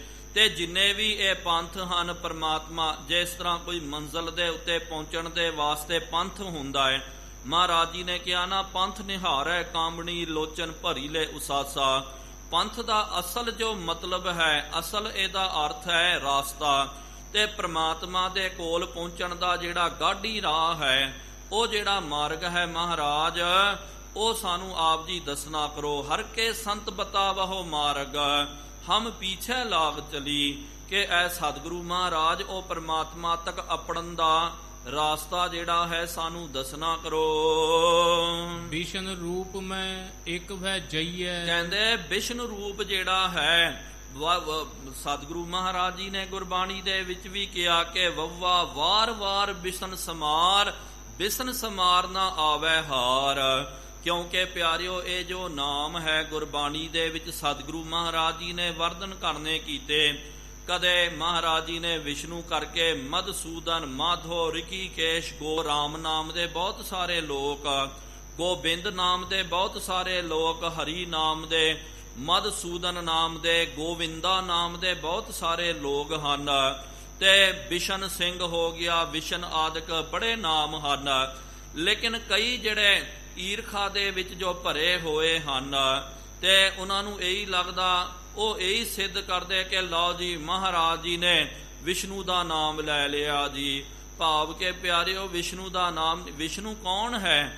ਮਹਾਰਾਜ ਜੀ ਜਦੋਂ ਵੀ ਪਿਆਰਿਓ ਸੰਬੋਧਨ ਕਰਦੇ, ਸ਼ਬਦ ਦੇ ਨਾਲ ਤਾਂ ਪਿਆਰਿਓ ਸੰਬੋਧਨ ਕਰਨਾ ਪਵੇਗਾ, ਤੇ ਔਰ ਕੋਈ ਜਿਹੜਾ ਹੈ ਰਾਸਤਾ ਨਹੀਂ ਹੁੰਦਾ ਸੰਬੋਧਨ ਕਰਨਾ, ਸੰਵਾਦ ਕਰਨਾ, ਤੇ ਸਿਰਫ ਸ਼ਬਦ, ਕੋਈ ਨਾਮ ਵਰਤਦੇ। ਬਹੁਤ ਸਾਰੇ ਪਿਆਰਿਓ ਉਸ ਨਾਮ ਦੇ ਵਿਅਕਤੀ ਹੁੰਦੇ ਹਨ। ਸਤਿਗੁਰੂ ਮਹਾਰਾਜ ਜੀ ਨੇ ਸਤਨਾਮ ਵੀ ਤੇ ਵਾਹਿਗੁਰੂ ਵੀ ਜਿਹੜਾ ਗੁਰਮੰਤਰ ਦਿੱਤਾ ਹੈ, ਤੇ ਇਹ ਥੋੜੀ ਹੈ ਕੋਈ ਆ ਕਰਕੇ ਦਾਵਾ ਕਰ ਦਵੇ ਕਿ ਭਾਈ ਸਤਨਾਮ ਤਾਂ ਫਲਾਣੇ ਵਿਅਕਤੀ ਦਾ ਨਾਮ ਹੈ, ਮਹਾਰਾਜ ਜੀ ਨੇ ਉਹਦਾ ਨਾਮ ਜਪਾਉਣ ਵਾਸਤੇ ਕਹਿ ਦਿੱਤਾ। ਜਾਂ ਕੋਈ ਆ ਕਰਕੇ ਕਹਿ ਦਵੇ ਕਿ ਵਾਹਿਗੁਰੂ ਫਲਾਣੇ ਦਾ ਨਾਮ ਹੈ, ਮਹਾਰਾਜ ਉਹਦਾ ਨਾਮ ਜਪਾਉਣ ਵਾਸਤੇ ਲਾ ਦਿੱਤਾ। ਨਹੀਂ ਪਿਆਰਿਓ, ਇਸ ਤਰ੍ਹਾਂ ਦੇ ਭੁਲੇਖਿਆਂ ਦੇ ਵਿੱਚ ਨਹੀਂ ਪੈਣਾ ਚਾਹੀਦਾ। ਜਦੋਂ ਵੀ ਇਹ ਨਾਮ ਕੀਰਤਮ ਨਾਮ ਹਨ, ਬਣਾਏ ਹੋਏ ਨਾਮ ਹਨ, ਤੇ ਮਹਾਰਾਜ ਜੀ ਨੇ ਇਹ ਨਾਮ ਲੈ ਕਰਕੇ ਮਹਾਰਾਜ ਜੀ ਨੇ ਤਾਂ ਸਿੱਧਾ ਹੀ ਕਹਿ ਦਿੱਤਾ ਨਾ, ਮੈਂ ਨਾ ਗਣੇਸ਼ੈ ਪ੍ਰਥਮ ਨਾਉ, ਕਿਸ਼ਨ ਬਿਸ਼ਨ ਕਬ ਹੂੰ ਨੈ ਧਿਆਉ, ਕਾਨ ਸੁਨੇ ਪਹਿਚਾਨ ਨਾ ਤਿਨ ਸੋ, ਲਿਵ ਲਾਗੀ ਮੋਰੀ ਪਗ ਇਨ ਸੋ। ਕਿ ਭਾਈ ਮੇਰੀ ਲਿਵਤਾ ਪ੍ਰਮਾਤਮਾ ਦੇ ਨਾਲ ਜੁੜ ਗਈ ਹੈ। ਤੇ ਮਹਾਰਾਜ ਜੀ ਨੇ ਸਿੱਧਾ ਕਹਿ ਦਿੱਤਾ ਕਿ ਭਾਈ ਮੈਂ ਇਹਨਾਂ ਨੂੰ ਨਹੀਂ ਜਾਣਦਾ ਹਾਂ, ਕਿਉਂਕਿ ਪ੍ਰਮਾਤਮਾ ਦੇ ਨਾਲ ਮੈਂ ਜੁੜ ਗਿਆ ਹਾਂ। ਲੇਕਿਨ ਜਦੋਂ ਵੀ ਆਪਾਂ ਨਾਮ ਵਰਤਦੇ ਹਾਂ, ਕੋਈ ਨਾ ਕੋਈ ਤਾਂ ਵਿਸ਼ੇਸ਼ਣ, ਕੋਈ ਨਾ ਕੋਈ ਤਾਂ ਪਿਆਰਿਓ ਨਾਮ ਸਾਨੂੰ ਜਿਹੜਾ ਵਰਤਣਾ ਹੀ ਪੈਂਦਾ। ਤੇ ਹੁਣ ਜੇ ਆਪਾਂ ਕਹਿ ਦਈਏ ਓੰਕਾਰ, ਇਹ ਸ਼ੁੱਧ ਨਾਮ ਹੈ, ਤੇ ਓੰਕਾਰ ਨਾਮ ਦੇ ਵੀ ਪਿਆਰਿਓ ਬਹੁਤ ਸਾਰੇ ਜੀਵ ਹਨ। ਕਈਆਂ ਦਾ ਨਾਮ ਓੰਕਾਰ ਸਿੰਘ ਵੀ ਹੁੰਦਾ। ਇਹਦਾ ਇਹ ਤਾਂ ਮਤਲਬ ਆਪਾਂ ਨਹੀਂ ਕੱਢ ਸਕਦੇ ਹਾਂ ਕਿ ਮਹਾਰਾਜ ਜੀ ਨੇ ਉਹਦਾ ਨਾਮ ਵਰਤ ਲਿਆ, ਉਹਦੇ ਵਿੱਚੋਂ ਅਰਥ ਕਰ ਦਿੰਦੇ। ਤੇ ਜਿਸ ਤਰ੍ਹਾਂ ਦਸਮ ਗ੍ਰੰਥ ਸਾਹਿਬ ਜੀ ਦੇ ਵਿੱਚ ਵੀ ਪਿਆਰਿਓ ਸਭ ਤੋਂ ਵੱਡੀ ਇਹੀ ਵਿਡੰਬਨਾ ਹੈ, ਸਤਿਗੁਰੂ ਮਹਾਰਾਜ ਜੀ ਨੇ ਜਦੋਂ ਵੀ ਪ੍ਰਮਾਤਮਾ ਦਾ ਨਾਮ ਵਰਤਨਾ ਕੀਤਾ, ਆਪਾਂ ਅਰਦਾਸ ਕਰਦੇ ਹਾਂ ਤੇ ਇੱਕ ਓੰਕਾਰ ਸ੍ਰੀ ਵਾਹਿਗੁਰੂ ਜੀ ਕੀ ਫਤਿਹ, ਸ੍ਰੀ ਭਗਉਤੀ ਜੀ ਸਹਾਇ। ਭਗਉਤੀ ਕੀ ਹੈ? ਭਗਉਤੀ ਦਾ ਮਤਲਬ ਜੋ ਪ੍ਰਮਾਤਮਾ ਦੀ ਸ਼ਕਤੀ ਹੈ, ਸ਼ਕਤੀ ਦਾ ਸਤਿਗੁਰੂ ਮਹਾਰਾਜ ਜੀ ਨੇ ਆਵਾਹਨ ਕਰਨਾ ਕੀਤਾ ਕਿ ਪ੍ਰਮਾਤਮਾ ਤੇ ਪ੍ਰਮਾਤਮਾ ਦੀ ਜੋ ਸ਼ਕਤੀ ਜਿਹਨੇ, ਜਿਸ ਸ਼ਕਤੀ ਨੇ ਸਾਰੇ ਸੰਸਾਰ ਨੂੰ ਪੈਦਾ ਕਰਨਾ ਕੀਤਾ, ਜਿਹਦੇ ਬਾਬਤ ਗੁਰੂ ਨਾਨਕ ਦੇਵ ਜੀ ਮਹਾਰਾਜ ਜੀ ਨੇ ਸ਼੍ਰੀ ਜਪ ਸਾਹਿਬ ਜੀ ਦੇ ਵਿੱਚ ਉਚਾਰਨ ਕਰਨਾ ਕੀਤਾ ਕਿ ਭਾਈ ਬ੍ਰਹਮਾ ਵਿਸ਼ਨੂੰ ਮਹੇਸ਼ ਏਕਾ ਮਾਈ ਜੁਗਤ ਵਿਆਈ, ਤਿੰਨ ਚੇਲੇ ਪਰਵਾਨ, ਇੱਕ ਸੰਸਾਰੀ ਇੱਕ ਭੰਡਾਰੀ, ਇੱਕ ਲਾਏ ਦੀਵਾਨ। ਉੱਥੇ ਵੀ ਮਹਾਰਾਜ ਜੀ ਨੇ ਕਿਹਾ ਨਾ, ਏਕਾ ਮਾਈ ਜੁਗਤ ਵਿਆਈ, ਇੱਕ ਜੋ ਮਾਈ ਹੈ ਪ੍ਰਮਾਤਮਾ ਦੀ ਸ਼ਕਤੀ, ਉਹਨੇ ਜੁਗਤੀ ਦੇ ਨਾਲ ਕੀ ਕਰਨਾ ਕੀਤਾ? ਇੱਕ ਸੰਸਾਰੀ, ਜੁਗਤੀ ਦੇ ਨਾਲ ਉਹਨੇ ਤਿੰਨ ਸ਼ਕਤੀਆਂ ਨੂੰ ਪੈਦਾ ਕੀਤਾ। ਇੱਕ ਜਿਹੜਾ ਸੰਸਾਰੀ ਹੋ ਗਿਆ, ਭਾਵ ਕਿ ਸੰਸਾਰ ਦੀ ਉਤਪਤੀ ਕਰਨ ਵਾਸਤੇ ਲੱਗ ਗਿਆ। ਇੱਕ ਸ਼ਕਤੀ ਨੇ ਸਾਰਿਆਂ ਨੂੰ ਰਿਜ਼ਕ ਦਿੱਤਾ, ਤੇ ਇੱਕ ਲਾਏ ਦੀਵਾਨ, ਇੱਕ ਉਹਦੀ ਸ਼ਕਤੀ ਨੇ ਸਾਰਿਆਂ ਦਾ ਸਰਵਨਾਸ਼ ਕਰਨਾ ਕੀਤਾ, ਸਾਰਿਆਂ ਨੂੰ ਮੌਤ ਦਿੱਤੀ ਹੈ ਪ੍ਰਮਾਤਮਾ ਇੱਕ। ਉਹਦੇ ਰਾਹੀਂ ਉਹਦੀ ਸ਼ਕਤੀ ਨੇ ਜਨਮ ਲਿਆ, ਅੱਗੇ ਉਹਦੇ ਸ਼ਕਤੀ ਨੇ ਤ੍ਰਿਕਾਲ ਦੇ ਵਿੱਚ ਜਨਮ, ਜੀਵਨ ਤੇ ਮੌਤ ਦੇ ਗੇੜ ਦੇ ਵਿੱਚ ਸੰਸਾਰ ਦੀ ਰਚਨਾ ਕਰਨੀ ਕੀਤੀ। ਤੇ ਇਹ ਜਦੋਂ ਆਪਾਂ ਨਾਮ ਪੜ੍ਹਦੇ ਹਾਂ, ਕਈਆਂ ਨੂੰ ਪਿਆਰਿਓ ਬੜੀ ਅੱਗ ਲੱਗ ਜਾਂਦੀ ਹੈ। ਉਹਨਾਂ ਨੂੰ ਲੱਗਦਾ ਲਓ ਭਾਈ ਇਹ ਤਾਂ ਬੜੀ ਗਲਤ ਗੱਲ ਹੋ ਗਈ, ਭਗਉਤੀ ਦਾ ਆਵਾਹਨ ਹੋ ਗਿਆ। ਭਗਉਤੀ ਪਿਆਰਿਓ ਤੇ ਇਹਦਾ ਇਹ ਮਤਲਬ ਨਹੀਂ ਹੈ ਖਾਲਸਾ ਸ਼ਸਤਰ ਨੂੰ ਭਗਉਤੀ ਬੋਲਦਾ, ਭਾਵ ਕਿ ਆਪਾਂ ਜਦੋਂ ਸ੍ਰੀ ਸਾਹਿਬ ਧਾਰਨ ਕਰਦੇ ਹਾਂ ਤੇ ਉਹਨੂੰ ਵੀ ਆਪਾਂ ਭਗਉਤੀ ਕਰਕੇ ਵਰਤਦੇ ਹਾਂ, ਭਗਉਤੀ ਉਹਨੂੰ ਉਚਾਰਨ ਕਰਦੇ, ਤੇ ਪ੍ਰਮਾਤਮਾ ਦੀ ਸ਼ਕਤੀ। ਲੇਕਿਨ ਪਿਆਰਿਓ ਜਦੋਂ ਸ਼ਬਦ ਆਪਾਂ ਵਰਤ ਲੈਂਦੇ ਹਾਂ ਤੇ ਉਸ ਵੇਲੇ ਕਈਆਂ ਨੂੰ ਸ਼ਬਦਾਂ ਦੀ ਬੜੀ ਐਲਰਜੀ ਹੁੰਦੀ ਹੈ, ਉਹ ਸ਼ਬਦਾਂ ਦੇ ਵਿੱਚ ਹੀ ਉਲਝ ਕਰਕੇ ਰਹਿ ਜਾਂਦੇ ਹਨ। ਨਹੀਂ ਪਿਆਰਿਓ, ਜਦੋਂ ਵੀ ਗੁਰਬਾਣੀ ਨੂੰ ਸਮਝਣਾ ਹੈ ਸ਼ਬਦਾਂ ਦੇ ਵਿੱਚ ਨਾ ਉਲਝਣਾ ਕਰੋ। ਸ਼ਬਦਾਂ ਦੇ ਪਿੱਛੇ ਜੋ ਭਾਵਨਾ ਹੈ ਨਾ ਸਤਿਗੁਰੂ ਮਹਾਰਾਜ ਜੀ ਦੀ, ਉਹਦੇ ਨਾਲ ਆਪਾਂ ਜੁੜਨ ਦਾ ਯਤਨ ਕਰੀਏ। ਇੱਥੇ ਇਹਨਾਂ ਨੇ ਕਿਹਾ ਨਾ ਕਿ ਸਤਿਗੁਰੂ ਮਹਾਰਾਜ ਇਹੋ ਜਿਹਾ ਮਾਰਗ ਦੱਸੋ, ਅਸੀਂ ਵਿਸ਼ਨੂੰ ਰੂਪ ਦੇ ਵਿੱਚ, ਰੱਬ ਦੇ ਵਿੱਚ ਅਸੀਂ ਇੱਕਮਿਕ ਤਦਾਕਾਰ ਹੋ ਜਾਈਏ। ਸਹਿਜ ਸੁਖੇਨ ਮੋਖ ਸੁ ਪਾਵੈ। ਸਹਿਜ ਤੇ ਸੁਖੈਨ ਤਰੀਕੇ ਦੇ ਨਾਲ ਸਾਨੂੰ ਮੋਖ ਮੁਕਤੀ ਦੀ ਪ੍ਰਾਪਤੀ ਹੋ ਜਾਵੇ। ਕਠਨ ਕਰਮ ਜੇ ਕੌਣ ਕਮਾਵੈ। ਆਪ ਜੀ ਮਹਾਰਾਜ ਸਾਨੂੰ ਦੱਸਣਾ ਕਰੋ ਕਿ ਕਠਨ ਕਰਮ, ਕਿ ਇਹ ਜਿਹੜੇ ਸੰਸਾਰ ਦੇ ਵਿੱਚ ਜੋ ਕਠਨ ਕਰਮ ਹਨ, ਇਹਨਾਂ ਦੀ ਕਮਾਈ ਕੌਣ ਕਰ ਸਕਦਾ। ਭਾਵ ਕਿ ਇਹਦਾ ਇਹ ਵੀ ਅਰਥ ਹੈ। ਤੇ ਆਪਾਂ ਦੂਜੇ ਤਰ੍ਹਾਂ ਦੇ ਨਾਲ ਕੌਣ ਨੂੰ ਜੇ ਆਪਾਂ ਪ੍ਰਸ਼ਨਵਾਚਕ ਦੇ ਵਿੱਚ ਲੈ ਲਈਏ, ਇਹਦਾ ਇਹ ਵੀ ਅਰਥ ਬਣਦਾ ਕਿ ਮਹਾਰਾਜ ਸੁਖੈਨ ਸੌਖਾ ਰਾਸਤਾ ਆਪ ਜੀ ਦੱਸਣਾ ਕਰੋ। ਇਹ ਜੋ ਕਠਨ ਜੋ ਮਾਰਗ ਹੈ, ਕਠਨ ਤਰੀਕਾ ਮਹਾਰਾਜ ਕੌਣ ਕਮਾਵੇ, ਕੌਣ ਇਹਦੀ ਕਮਾਈ ਕਰਨਾ ਕਰੇ। ਭਾਵ ਕਿ ਇਹ ਕਠਨ ਰਾਸਤੇ ਤੋਂ ਅਸੀਂ ਨਹੀਂ ਜਾ ਸਕਦੇ ਹਾਂ, ਇਸ ਕਰਕੇ ਸੁਖੈਨ ਮਾਰਗ ਜਿਹੜਾ ਸਾਨੂੰ ਦੱਸਣਾ ਕਰੋ। ਕਿੱਥੇ ਪਿਆਰਿਓ ਸਾਨੂੰ ਜਾਣਾ ਹੋਵੇ, ਮੰਜ਼ਿਲ ਤੱਕ ਪਹੁੰਚਣਾ ਹੋਵੇ, ਜੇ ਦੋ ਮਾਰਗ ਹੁੰਦੇ, ਇੱਕ ਜਿਹੜਾ ਕਠਨ ਮਾਰਗ ਹੋਵੇ, ਬਹੁਤ ਔਖਾ ਮਾਰਗ ਹੋਵੇ, ਤੇ ਇੱਕ ਬਹੁਤ ਵਧੀਆ ਸੌਖਾ ਪੱਧਰਾ ਰਾਸਤਾ ਹੋਵੇ, ਜੀਟੀ ਰੋਡ ਹੋਵੇ, ਜ਼ਿਆਦਾਤਰ ਤਾਂ ਆਪਾਂ ਨੇ ਇਹੀ ਬੋਲਣਾ ਕਿ ਭਾਈ ਮੰਜ਼ਿਲ ਤਾਂ ਉਹੀ ਹੈ। ਵਧੀਆ ਆਪਾਂ ਸੁਖੈਨ ਸਿੱਧਾ ਗੱਡੀ ਤੇ ਚੜ੍ਹ ਕਰਕੇ ਵਧੀਆ ਪੱਧਰਾ ਰਾਸਤਾ ਉਹਦੇ ਉੱਤੇ ਚੱਲ ਕਰਕੇ ਪਹੁੰਚ ਜਾਈਏ। ਫਿਰ ਉੱਥੋਂ ਤੱਕ ਪਹੁੰਚਣ ਵਾਸਤੇ ਇੰਨਾ ਕਠਨ ਮਾਰਗ ਕਿਉਂ ਅਖਤਿਆਰ ਕਰਨਾ। ਕਹਿਣ ਦਾ ਭਾਵ ਮਹਾਰਾਜ ਆਪ ਜੀ ਕਿਰਪਾ ਕਰਕੇ ਸੁਖੈਨ ਮਾਰਗ ਜਿਹੜਾ ਸਾਨੂੰ ਦੱਸਣਾ ਕਰੋ। ਸੁਣ ਕਰ ਸਤਿਗੁਰ ਬਚਨ ਬਖਾਨੇ। ਸੁਣ ਕਰਕੇ ਸਤਿਗੁਰੂ ਮਹਾਰਾਜ ਤਿੰਨ ਤਰ੍ਹਾਂ ਦੇ ਨਾਲ ਜਿੰਨੇ ਵੀ ਇਹ ਤਪਸਵੀ ਹਨ ਉਹ ਤਪ ਕਰਦੇ ਹਨ। ਤਿੰਨ ਤਰ੍ਹਾਂ ਦੇ ਨਾਲ ਤਪ ਕੀਤੀ ਜਾਂਦੀ। ਦੋਹਰਾ ਨਗਨ ਸ਼ੁਦਾ ਜਲ ਅਗਨ ਸੋ ਤਨ ਤਾਪਹਿ ਨਰ ਜੋਏ। ਜਿਹੜੇ ਨਗਨ ਰਹਿੰਦੇ ਹਨ, ਭਾਵ ਕਿ ਵਸਤਰਾਂ ਦਾ ਧਾਰਨ ਨਹੀਂ ਕਰਦੇ, ਜਿਨ੍ਹਾਂ ਨੂੰ ਪਿਆਰਿਓ ਆਪਾਂ ਨਾਂਗੇ ਸਾਧੂ ਬੋਲਦੇ ਆ। ਨਾਂਗੇ ਸਾਧੂ ਹਿੰਦੂਆਂ ਦੇ ਵਿੱਚ ਵੀ ਹੁੰਦੇ ਹਨ ਤੇ ਜੈਨੀਆਂ ਦੇ ਵਿੱਚ ਜੋ ਉਹਨਾਂ ਦੇ ਆਚਾਰੀਆ ਵੱਡੇ ਹੁੰਦੇ, ਸਭ ਤੋਂ ਪਰੇ ਦੇ ਜੋ ਹੁੰਦੇ ਉਹ ਵੀ ਨਗਨ ਰਹਿੰਦੇ ਹਨ। ਉਹਨਾਂ ਨੂੰ ਦਿਗੰਬਰ ਬੋਲਿਆ ਜਾਂਦਾ। ਜਿਹੜੇ ਨਗਨ ਰਹਿ ਕਰਕੇ ਤਪ ਕਰਦੇ, ਸ਼ੁੱਧਾ ਦਾ ਭਾਵ ਹੈ ਕਿ ਭੁੱਖੇ ਰਹਿ ਕਰਕੇ ਤਪ ਜਿਹੜੇ ਕਰਦੇ ਹਨ। ਜਦੋਂ ਭੁੱਖ ਲੱਗਦੀ ਹੈ ਪ੍ਰਸ਼ਾਦਾ ਉਹ ਨਹੀਂ ਧਾਰਨ ਕਰਦੇ ਤੇ ਜਲ ਦਾ ਵੀ ਉਹ ਤਿਆਗ ਕਰ ਦਿੰਦੇ ਹਨ। ਤੇ ਅਗਨ ਸੋ ਤਪ ਤਪ ਹੈ, ਅਗਨੀ ਦੇ ਨਾਲ ਆਪਣਾ ਤਨ ਜਿਹੜਾ ਹੈ ਉਹ ਤਾਉਂਦੇ ਹਨ। ਕਹਿਣ ਦਾ ਭਾਵ ਅਗਨੀ ਤਾਂ ਪਿਆਰਿਓ ਆਪਾਂ ਵੀ ਤਾਉਂਦੇ ਹਾਂ। ਜਦੋਂ ਸਰਦ ਦੀ ਰੁੱਤ ਹੋਵੇ, ਸਰਦੀਆਂ ਦੇ ਵਿੱਚ ਠੰਡ ਤੋਂ ਬਚਣ ਦੇ ਵਾਸਤੇ ਆਪਾਂ ਕੀ ਕਰਦੇ ਹਾਂ, ਤੇ ਗਰਮੀ ਦਾ ਸਹਾਰਾ ਲੈਂਦੇ, ਅੰਗੋਛੇ ਬਾਲੇ ਜਾਂਦੇ ਹਨ, ਅੱਗ ਬਾਲ ਕਰਕੇ ਆਪਾਂ ਉਹਨੂੰ ਸੇਕਦੇ ਹਾਂ।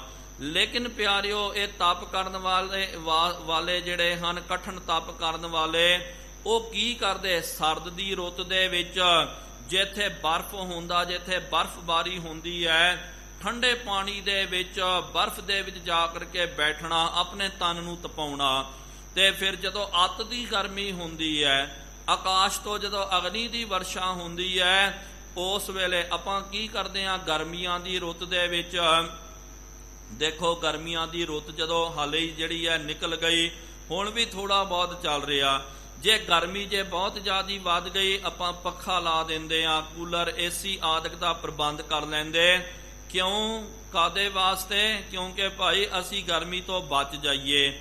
ਲੇਕਿਨ ਇਹ ਕਠਨ ਤਪ ਕਰਨ ਵਾਲੇ ਕੀ ਕਰਦੇ, ਆਪਣੇ ਤਨ ਨੂੰ ਤਾਉਣ ਵਾਸਤੇ ਜਦੋਂ ਗਰਮੀ ਹੁੰਦੀ, ਉਸ ਵੇਲੇ ਭਾਂਬੜ ਮਚਾ ਕਰਕੇ, ਅੱਗ ਬਾਲ ਕਰਕੇ ਉਹਦੇ ਕੋਲ, ਗਰਮੀ ਦੇ ਕੋਲ ਬਹਿ ਜਾਣਾ।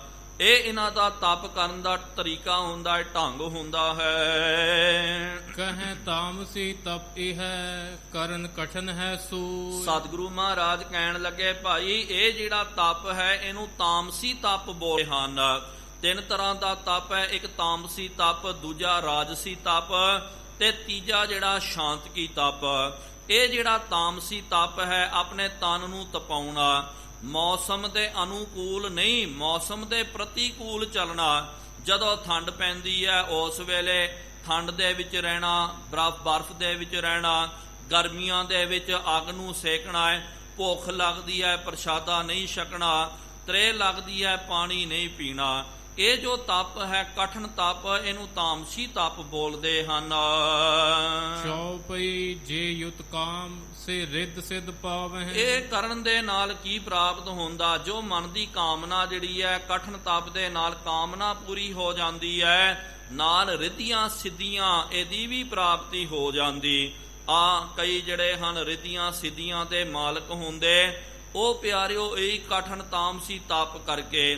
ਤੇ ਕਦੇ ਇਹਨਾਂ ਨੂੰ ਵੇਖੋ ਜੋ ਅਘੋਰੀ ਸਾਧ ਜਿਨ੍ਹਾਂ ਨੂੰ ਬੋਲਦੇ ਹਾਂ, ਕਈ ਵਾਰੀ ਇਹ ਵਿਚਰਦੇ ਹਨ, ਤੁਰਦੇ ਫਿਰਦੇ ਵੀ ਆਪ ਜੀ ਨੂੰ ਪ੍ਰਾਪਤ ਹੋ ਜਾਣਗੇ। ਅਘੋਰੀ ਲੋਕ ਤਾਮਸੀ ਤਪ ਕਰਦੇ ਹਨ, ਬਹੁਤ ਗਲਤ ਤਰੀਕੇ ਦੇ ਨਾਲ ਤਪ ਕਰਨਾ, ਤੇ ਇਹ ਤਪ ਕਰਕੇ ਰਿੱਧੀਆਂ ਸਿੱਧੀਆਂ ਦੀ ਪ੍ਰਾਪਤੀ ਕਰ ਲੈਂਦੇ ਹਨ। ਇਹਨਾਂ ਦੇ ਕੋਲ ਕੁਛ ਕਰਾਮਾਤ ਆਦਿਕ ਆ ਜਾਂਦੀ।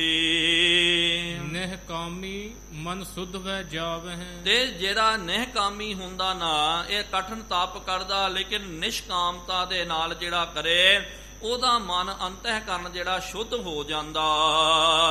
ਬਹੁਰੂ ਇਸ ਤਪ ਕਾ ਹੰਕਾਰ। ਨਾਲ ਮਹਾਰਾਜ ਜੀ ਨੇ ਇਹ ਵੀ ਕਿਹਾ ਕਿ ਜੋ ਇਹ ਤਾਮਸੀ ਤਪ ਕਰਦਾ ਨਾ, ਇਹ ਤਾਮਸੀ ਤਪ ਦੇ ਵਿੱਚ ਪਿਆਰਿਓ ਬਹੁਤ ਜ਼ਿਆਦਾ ਅਭਿਮਾਨ, ਬਹੁਤ ਜ਼ਿਆਦਾ ਅਹੰਕਾਰ ਆ ਜਾਂਦਾ।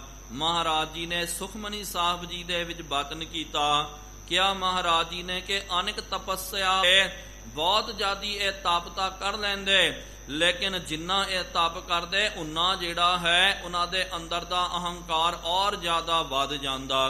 ਕਈ ਵਾਰੀ ਪਿਆਰਿਓ ਆਪਾਂ ਵੇਖਦੇ ਹਾਂ, ਇਹ ਜੋ ਲੋਕ ਹਨ ਇਹੋ ਜਿਹੇ ਕਠਨ ਤਪ ਕਰਨ ਵਾਲੇ, ਉਹਨਾਂ ਨੂੰ ਆਪਣੇ ਤਪ ਦਾ ਹੀ ਬਹੁਤ ਜ਼ਿਆਦਾ ਅਭਿਮਾਨ ਅਹੰਕਾਰ ਚੜ ਜਾਂਦਾ।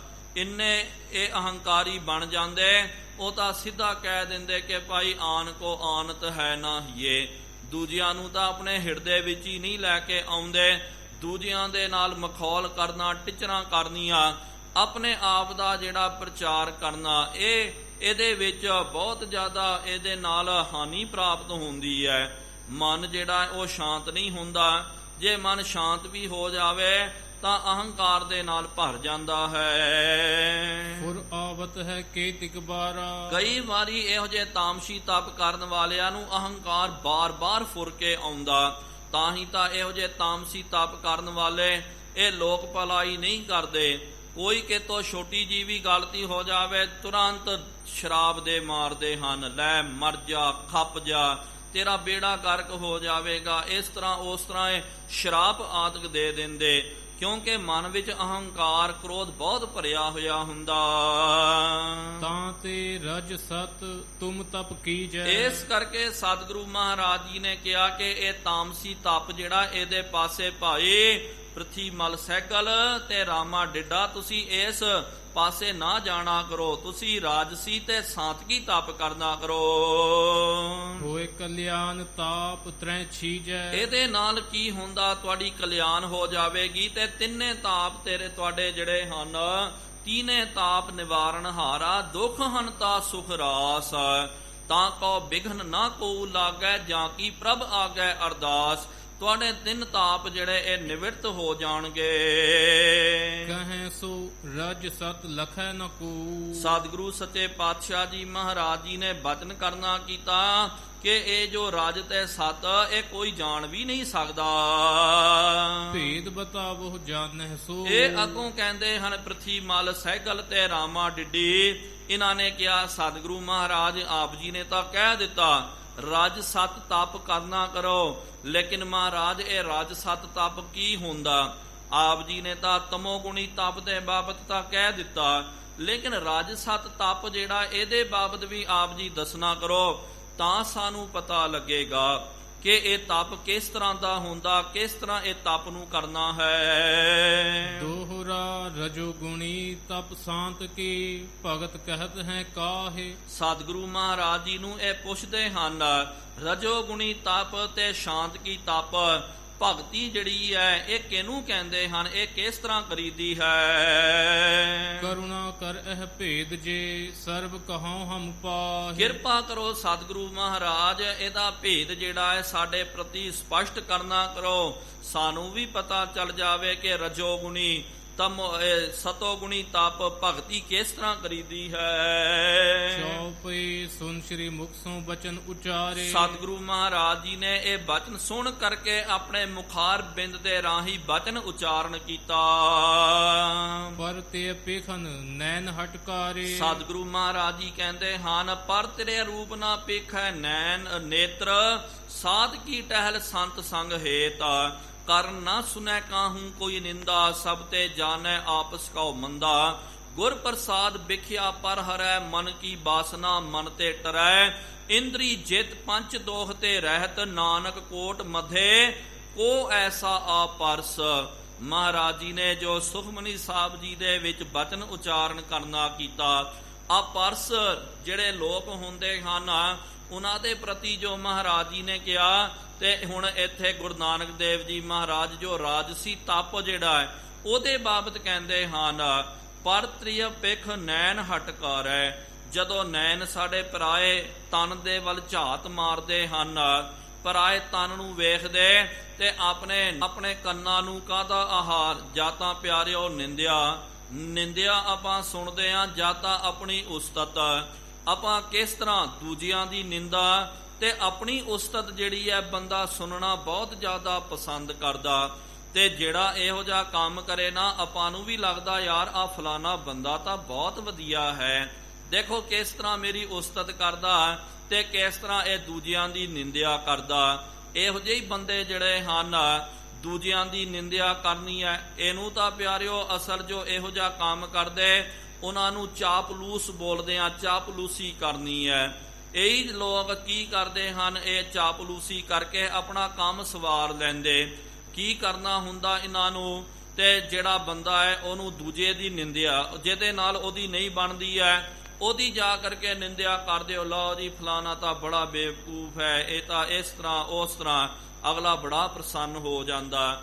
ਫਿਰ ਉਹਦੀ ਤੁਲਨਾ ਦੇ ਵਿੱਚ ਜਦੋਂ ਬੋਲਦੇ ਆ ਕਿ ਭਾਈ ਤੂੰ ਤਾਂ ਕਿੰਨਾ ਵੱਡਾ ਸੰਤ ਹੈ, ਬਹੁਤ ਵੱਡਾ ਮਹਾਂਪੁਰਖ, ਤੇਰੇ ਵਰਗਾ ਦਿਆਲੂ ਕੋਈ ਨਹੀਂ ਹੈ, ਕਿਰਪਾਲੂ ਕੋਈ ਨਹੀਂ ਹੈ, ਤੇਰੇ ਵਰਗਾ ਯਾਰ ਕੋਈ ਨਹੀਂ, ਇਸ ਤਰ੍ਹਾਂ ਦਾ ਜਦੋਂ ਆਪਾਂ ਬਚਨ ਕਰਦੇ ਆ, ਉਹਦੀ ਉਸਤਤੀ ਕਰਦੇ, ਉਹ ਬੰਦਾ ਬੜਾ ਖੁਸ਼ ਹੋ ਜਾਂਦਾ। ਸਾਡੇ ਕੰਨ ਪਿਆਰਿਓ ਇਹਦੇ ਵਿੱਚ ਹੀ ਲੱਗੇ ਹੋਏ ਹੁੰਦੇ। ਜੇ ਕੋਈ ਇਹ ਤੋਂ ਉਲਟ ਕਰ ਦਵੇ, ਜੇ ਆਪਣੀ ਆ ਕਰਕੇ ਕੋਈ ਨਿੰਦਿਆ ਕਰ ਦਵੇ, ਭਲਾ ਬੁਰਾ ਬੋਲ ਦਵੇ ਤੇ ਦੂਜੇ ਦੀ ਉਸਤਤੀ ਕਰ ਦਵੇ, ਤੇ ਸਾਨੂੰ ਉਹ ਬੰਦਾ ਚੰਗਾ ਨਹੀਂ ਲੱਗਦਾ। ਸਾਨੂੰ ਲੱਗਦਾ ਯਾਰ ਇਹ ਤਾਂ ਬੜਾ ਗਲਤ ਬੰਦਾ ਹੈ, ਇਹ ਮੇਰੇ ਕੋਲ ਆ ਕਰਕੇ ਮੇਰੀ ਨਿੰਦਿਆ ਕਰੀ ਜਾ ਰਿਹਾ। ਤੇ ਮਹਾਰਾਜ ਜੀ ਨੇ ਬਚਨ ਕੀਤਾ ਕਿ ਆਪਣੇ ਕੰਨ, ਇਹ ਰਾਜਸੀ ਤਪ ਬਾਬਤ ਮਹਾਰਾਜ ਜੀ ਨੇ ਕਿਹਾ ਅੱਖਾਂ ਨੂੰ ਪਰ ਤਨ ਤੋਂ ਹਟਾਉਣਾ ਚਾਹੀਦਾ, ਤੇ ਸਾਡੇ ਜਿਹੜੇ ਸਰੋਤ ਹਨ, ਕੰਨ ਜਿਹੜੇ ਹਨ, ਪਰ ਨਿੰਦਾ ਤੇ ਉਸਤਤੀ ਤੋਂ ਇਹਨੂੰ ਹਟਾਉਣਾ ਚਾਹੀਦਾ, ਇਹਨੂੰ ਹਟਾ ਕਰਕੇ ਰੱਖ ਲਿਓ। ਕਰ ਚੋਰੀ ਜਾਰੀ ਨਾ ਲਗਾਵੋ, ਨਾਲ ਹੱਥ ਜਿਹੜੇ ਹਨ ਚੋਰੀ ਕਰਨੀ ਹੈ, ਯਾਰੀ ਕਰਨੀ, ਇਹ ਹੱਥਾਂ ਨੂੰ ਇਸ ਪਾਸਿਓਂ ਤੋਂ ਵਿਵਰਜਿਤ ਕਰਨਾ ਕਰੋ। ਤਾਂ ਹੀ ਤਾਂ ਪਿਆਰਿਓ ਸਤਿਗੁਰੂ ਮਹਾਰਾਜ ਜੀ ਨੇ ਸਾਡੇ ਗੁੱਠ ਦੇ ਵਿੱਚ ਕੜਾ ਧਾਰਨ ਕਰਨਾ ਕੀਤਾ, ਕੜਾ ਸਜਾ ਦਿੱਤਾ। ਕਿਉਂ? ਕਿਉਂਕਿ ਤੂੰ ਗੁਰੂ ਕਾ ਪਿਆਰਾ, ਗੁਰੂ ਕਾ ਖਾਲਸਾ, ਗੁਰੂ ਕਾ ਸਿੱਖ ਹੈ। ਇਹ ਜੇ ਤੂੰ ਆਪਣੇ ਹੱਥਾਂ ਦੇ ਨਾਲ ਗਲਤ ਕੰਮ ਕਰੇਗਾ, ਕੋਈ ਵੀ ਪਿਆਰਿਓ ਗਲਤ ਕੰਮ ਕਰਨਾ ਆਪਾਂ ਆਪਣੇ ਹੱਥਾਂ ਦੇ ਰਾਹੀਂ ਕਰਦੇ ਹਾਂ, ਤੇ ਹੱਥਾਂ ਦੇ ਨਾਲ ਜਦੋਂ ਗਲਤ ਕੰਮ ਹੁੰਦਾ, ਤੇਰੀ ਨਿਗਾਹ ਜਦੋਂ ਕੜੇ ਦੇ ਵੱਲ ਪੈ ਜਾਵੇ, ਤੈਨੂੰ ਚੇਤੇ ਆ ਜਾਣਾ ਚਾਹੀਦਾ ਕਿ ਭਾਈ ਤੂੰ ਗੁਰੂ ਕਾ ਸਿੱਖ ਹੈ। ਗੁਰੂ ਨੇ ਤਾਂ ਇਹ ਸਿੱਖਿਆ ਨਹੀਂ ਦਿੱਤੀ, ਤੇ ਇਹ ਬੁਰੇ ਕੰਮ ਤੋਂ ਆਪਣੇ ਹੱਥਾਂ ਨੂੰ ਤੂੰ ਹਟਾ ਲੈਣਾ ਕਰ। ਆਪਣੇ ਬੁਰੇ ਕੰਮਾਂ ਤੋਂ ਹਟਾਉਣ ਵਾਸਤੇ ਹੀ ਤਾਂ ਮਹਾਰਾਜ ਜੀ ਨੇ ਹੱਥ ਵਿੱਚ ਕੜਾ ਜਿਹੜਾ ਹੈ ਧਾਰਨ ਕਰਵਾਇਆ। ਇਹ ਵੇਖ ਕਰਕੇ ਆਪਣੇ ਹੱਥਾਂ ਨੂੰ ਪਰੇ ਕਰ ਲੈਣਾ ਚਾਹੀਦਾ ਬੁਰੇ ਕਾਮ ਤੋਂ। ਲੇਕਿਨ ਸਾਡੀ ਕੀ ਅਵਸਥਾ ਹੁੰਦੀ ਹੈ, ਬੁਰੇ ਕਾਮ ਕਾ ਊਠ ਖਲੋਇਆ, ਨਾਮ ਕੀ ਬੇਲਾ ਪੈ ਪੈ ਸੋਇਆ। ਜਦੋਂ ਬੁਰਾ ਕੰਮ ਕਰਨਾ ਹੋਵੇ ਆਪਾਂ ਛਾਲ ਮਾਰ ਕਰਕੇ ਕੰਮ ਕਰ ਜਾਂਦੇ। ਕਬ ਨਾ ਕੁਸੰਗਤ ਪਗ ਸੋਂ ਜਈਐ, ਕਦੇ ਵੀ ਪੈਰਾਂ ਦੇ ਨਾਲ ਕੁਸੰਗਤ ਦੇ ਵਿੱਚ ਚੱਲ ਕਰਕੇ ਨਹੀਂ ਜਾਣਾ ਚਾਹੀਦਾ। ਮਹਾਰਾਜ ਜੀ ਨੇ ਕਿਹਾ ਨਾ, ਸੰਗ ਕੁਸੰਗੀ ਬੈਸ ਤੇ ਤਬ ਪੁੱਛੈ ਧਰਮ ਰਾਏ। ਜਦੋਂ ਭਾਈ ਤੂੰ ਕੁਸੰਗਤ ਦੇ ਵਿੱਚ ਬੈਠੇਗਾ ਤੇ ਧਰਮਰਾਜ ਨੇ ਤੈਨੂੰ ਵੀ ਪੁੱਛਣਾ, ਤੇਰੇ ਨਾਲ ਵੀ ਪੜਤਾਲ ਹੋਵੇਗੀ ਕਿ ਭਾਈ ਤੂੰ ਉੱਥੇ ਕਿਉਂ ਗਿਆ। ਤੇ ਹੱਥ ਜਿਹੜੇ ਪਵਿੱਤਰ ਜਿਹੜੇ ਹਨ, ਟਹਿਲ ਤੇ ਜਾਣਾ ਹੋ, ਚਰਨ ਪਵਿੱਤਰ ਗੁਰਦਰਸ ਭਿਆਨੋ ਹੋ। ਜਦੋਂ ਚਰਨਾਂ ਦੇ ਨਾਲ ਪੈਰਾਂ ਦੇ ਨਾਲ ਚੱਲ ਕਰਕੇ ਆਪਾਂ ਗੁਰੂ ਘਰ ਦੇ ਵਿੱਚ ਆਉਂਦੇ ਆ, ਸੇਵਾ ਕਰਨ ਵਾਸਤੇ, ਲੋਕ ਭਲਾਈ ਦਾ ਕੰਮ ਕਰਨ ਵਾਸਤੇ ਪੈਰਾਂ ਨੂੰ ਲੈ ਕੇ ਜਾਂਦੇ, ਤਾਂ ਪਿਆਰਿਓ ਉਹ ਪੈਰ ਸਫਲ ਹੋ ਜਾਂਦੇ, ਪਵਿੱਤਰ ਹੋ ਜਾਂਦੇ। ਲੇਕਿਨ ਇਹੀ ਪੈਰਾਂ ਦੇ ਰਾਹੀਂ ਜਦੋਂ ਆਪਾਂ ਕੁਸੰਗਤ ਕਰਨ ਵਾਸਤੇ, ਗਲਤ ਕੰਮ ਕਰਨ ਵਾਸਤੇ ਜਾਂਦੇ ਆ, ਤਾਂ ਜਾਣਦੇ ਹੋ ਸਾਡੇ ਪੈਰ ਅਪਵਿੱਤਰ ਹੋ ਗਏ। ਕਰਨ ਕੋ ਕਰਮਨ ਮਨ ਨਾ ਚਲਈਐ। ਸਤਿਗੁਰੂ ਮਹਾਰਾਜ ਜੀ ਨੇ ਕਿਹਾ ਕਿ ਕਰਨ ਕੁਕਰਮ, ਤੇ ਕੁਕਰਮ ਜਿਹੜੇ ਹਨ ਇਹਦੇ ਵਾਸਤੇ ਮਨ ਜਿਹੜਾ ਨਹੀਂ ਚਲਾਉਣਾ ਚਾਹੀਦਾ। ਸੰਤ ਦਰਸ ਮਸਤਕ ਚਖ ਲਾਵੇ। ਸਤਿਗੁਰੂ ਮਹਾਰਾਜ ਜੀ ਦੇ ਚਰਨ ਜਿਹੜੇ ਮਹਾਰਾਜ ਜੀ ਦੇ ਦਰਸ਼ਨ ਦੇਖ ਕਰਕੇ ਜੀਣਾ ਚਾਹੀਦਾ। ਕਰ ਕਾਸਾ ਦਰਸ਼ਨ ਕੀ ਭੂਖ, ਮੈਂ ਦਰ ਮੰਗਾਓ ਨੀਤਾ ਨੀਤ, ਤਾਓ ਦਰਸ਼ਨ ਕੀ ਕਰੋ ਸਮਾਏ, ਮੈਂ ਦਰ ਮੰਗਤ ਭੀਖਿਆ ਪਾਏ। ਤੀਜੇ ਪਾਤਸ਼ਾਹ ਜੀ ਨੇ ਕਿਹਾ ਨਾ, ਇਹ ਨੇਤਰਾ ਹੋ ਮੇਰੇ ਹੋ, ਹਰ ਤੁਮ ਮਹਿ ਜੋਤ ਧਰੀ, ਹਰ ਬਿਨ ਅਵਰ ਨਾ ਦੇਖਾ ਹੋ ਕੋਈ, ਹਰ ਬਿਨ ਅਵਰ ਨਾ ਦੇਖਾ ਹੋ ਕੋਈ, ਨਦਰੀ ਹਰ ਨਿਹਾਲਿਆ। ਕਿ ਇਹ ਨੇਤਰੋ ਤੁਹਾਨੂੰ ਪ੍ਰਮਾਤਮਾ ਨੇ ਇਹਦੇ ਵਿੱਚ ਕਿਉਂ ਜੋਤ ਦਿੱਤੀ ਹੈ? ਕੀ ਦੇਖਣ ਵਾਸਤੇ? ਜਦੋਂ ਵੀ ਵੇਖਣਾ ਨਾ, ਹਰ ਬਿਨ ਅਵਰ ਨਾ ਦੇਖੋ ਕੋਈ, ਹਰ ਕਿਸੇ ਦੇ ਵਿੱਚ ਪ੍ਰਮਾਤਮਾ ਦੇ ਦਰਸ਼ਨ ਕਰਨਾ ਕਰੋ। ਜਦੋਂ ਗੁਰੂ ਘਰ ਦੇ ਵਿੱਚ ਆ ਕਰਕੇ ਗੁਰੂ ਦੇ ਦਰਸ਼ਨ ਕਰਦੇ ਆ, ਸੰਗਤ ਦੇ ਦਰਸ਼ਨ ਕਰਦੇ ਹਾਂ, ਸੰਗਤ ਦੇ ਵਿੱਚ ਜਦੋਂ ਆਪਾਂ ਰੱਬ ਦੇ ਦਰਸ਼ਨ ਕਰਦੇ, ਮਹਾਰਾਜ ਜੀ ਨੇ ਕਿਹਾ ਫਿਰ ਇਹ ਨੇਤਰ ਪਵਿੱਤਰ ਹੋ ਜਾਂਦੇ ਹਨ। ਜੈ ਸੁਣਨਾ ਨੋ ਪਠਾਏ, ਤੇ ਸਾਚੈ ਸੁਣਨ ਵਾਸਤੇ ਤੈਨੂੰ ਭੇਜਣਾ ਕੀਤਾ। ਸਾਚੈ ਸੁਣਨੈ ਨੋ ਪਠਾਏ, ਸ਼ਰੀਰ ਲਾਏ ਸੁਨੋ ਸਤ ਬਾਣੀ, ਜਿਤ ਸੁਣੀ ਮਨ ਤਨ ਹਰਿਆ ਹੋਆ, ਰਸਨਾ ਰਸ ਸਮਾਣੀ। ਕਿ ਆਪਣੇ ਸਰਵਣ ਦੇ ਨਾਲ, ਕੰਨਾਂ ਦੇ ਰਾਹੀਂ ਤੂੰ ਪ੍ਰਮਾਤਮਾ ਦਾ ਜਸ ਸਰਵਣ ਕਰਨਾ ਕਰ, ਤਾਂ ਜਾ ਕਰਕੇ ਤੇਰੇ ਇਹ ਕੰਨ ਸਰੋਤ ਪਵਿੱਤਰ ਹੋ ਜਾਣਗੇ। ਰਸਨਾ ਅਸਤ ਨਾ ਬਕੇ ਬਹੋਰੋ। ਆਪਣੀ ਰਸਨਾ ਦੇ ਨਾਲ, ਜ਼ਬਾਨ ਦੇ ਨਾਲ ਅਸਤ ਝੂਠ ਨਹੀਂ ਬੋਲਣਾ ਚਾਹੀਦਾ। ਸਿਫਤ ਪਰਮੇਸ਼ਰ ਮਹਿ ਨਿਤ ਜੋਰੋ। ਸਦਾ ਜੋ ਰਸਨਾ ਦੇ ਨਾਲ ਸੂਚੀ ਪਈ ਰਸਨਾ, ਮਹਾਰਾਜ ਜੀ ਨੇ ਕਿਹਾ। ਕਦੇ ਮਹਾਰਾਜ ਜੀ ਨੇ ਇਹ ਵੀ ਬਚਨ ਕਰਨਾ ਕੀਤਾ ਕਿ ਇਹ ਰਸਨਾ ਤੂੰ ਅਨਰਸ ਰਾਜ ਰਹੀ, ਤੇਰੀ ਪਿਆਸ ਨਾ ਜਾਏ, ਪਿਆਸ ਨਾ ਜਾਏ ਹੋਰਤ ਕਿਤੈ, ਜਿਚਰ ਹਰ ਰਸ ਪੱਲੇ ਨਾ ਪਾਏ, ਹਰ ਰਸ ਪਾਏ ਪੱਲੇ, ਪੀਐ ਹਰ ਰਸ ਬਹੁੜ ਨਾ ਤ੍ਰਿਸ਼ਨਾ ਲਾਗੈ ਆਏ, ਇਹੋ ਹਰ ਰਸ ਕਰਮੀ ਪਾਈਐ, ਸਤਿਗੁਰ ਮਿਲੈ ਜਿਸ ਆਏ, ਕਹਿ ਨਾਨਕ ਹੋਰ ਅਨਰਸ ਸਭ ਵਿਸਰੇ, ਜਾਂ ਹਰ ਵਸੈ ਮਨ ਆਏ। ਇਹ ਰਸਨਾ ਜਿਹੜੀ ਹੈ, ਸੂਚੀ ਪਹੀ ਰਸਨਾ, ਨਾਮ ਕਹਿਤ ਗੋਬਿੰਦ ਕਾ, ਮਨ ਤਨ ਨਿਰਮਲ ਹੋਈ ਹੈ, ਗੁਰ ਕਾ ਜਪ ਜਪਨਾ। ਇਹ ਰਸਨਾ ਜਿਹੜੀ ਹੈ ਪਿਆਰਿਓ, ਵੇਖਿਆ ਜਾਵੇ ਤੇ ਸਭ ਤੋਂ ਝੂਠੀ ਹੁੰਦੀ ਹੈ। ਝੂਠ ਜਿਹੜਾ ਹੈ ਜ਼ਿਆਦਾ ਕਰਕੇ ਆਪਣੇ ਮੂੰਹ ਦੇ ਵਿੱਚ ਹੀ ਹੁੰਦਾ, ਮੂੰਹ ਦੇ ਵਿੱਚ ਥੁੱਕ ਹੁੰਦਾ ਹੈ। ਕੋਈ ਵੀ ਆਪਾਂ ਕੋਈ ਵਸਤੂ ਨੂੰ ਹੱਥ ਜਦੋਂ ਲਾ ਦਿੰਦੇ ਆ, ਉਹ ਵਸਤੂ ਝੂਠੀ ਨਹੀਂ। ਪਹੀ ਰਸਨਾ, ਉਹ ਰਸਨਾ ਸੁੱਚੀ ਹੋ ਜਾਂਦੀ ਹੈ। ਕਦੋਂ? ਨਾਮ ਕਹਿਤ ਗੋਬਿੰਦ ਕਾ, ਜਦੋਂ ਪ੍ਰਮਾਤਮਾ ਦਾ ਨਾਮ ਆਪਾਂ ਜਪਦੇ ਹਾਂ। ਇਹ ਜੋ ਹੈ ਰਾਜਸੀ ਤਪ ਹੈ। ਸੁਨੋ ਸ਼ਾਂਤ ਕੀ ਤਪ ਜੋ ਬਖਾਨੋ। ਇਹ ਤੋਂ ਬਾਅਦ ਮਹਾਰਾਜ ਜੀ ਨੇ ਕਿਹਾ ਨਾ, ਤਿੰਨ ਤਰ੍ਹਾਂ ਦਾ ਤਪ ਕਿਹਾ। ਤਾਮਸੀ ਤਪ ਵੀ ਮਹਾਰਾਜ ਜੀ ਨੇ ਕਹਿ ਦਿੱਤਾ।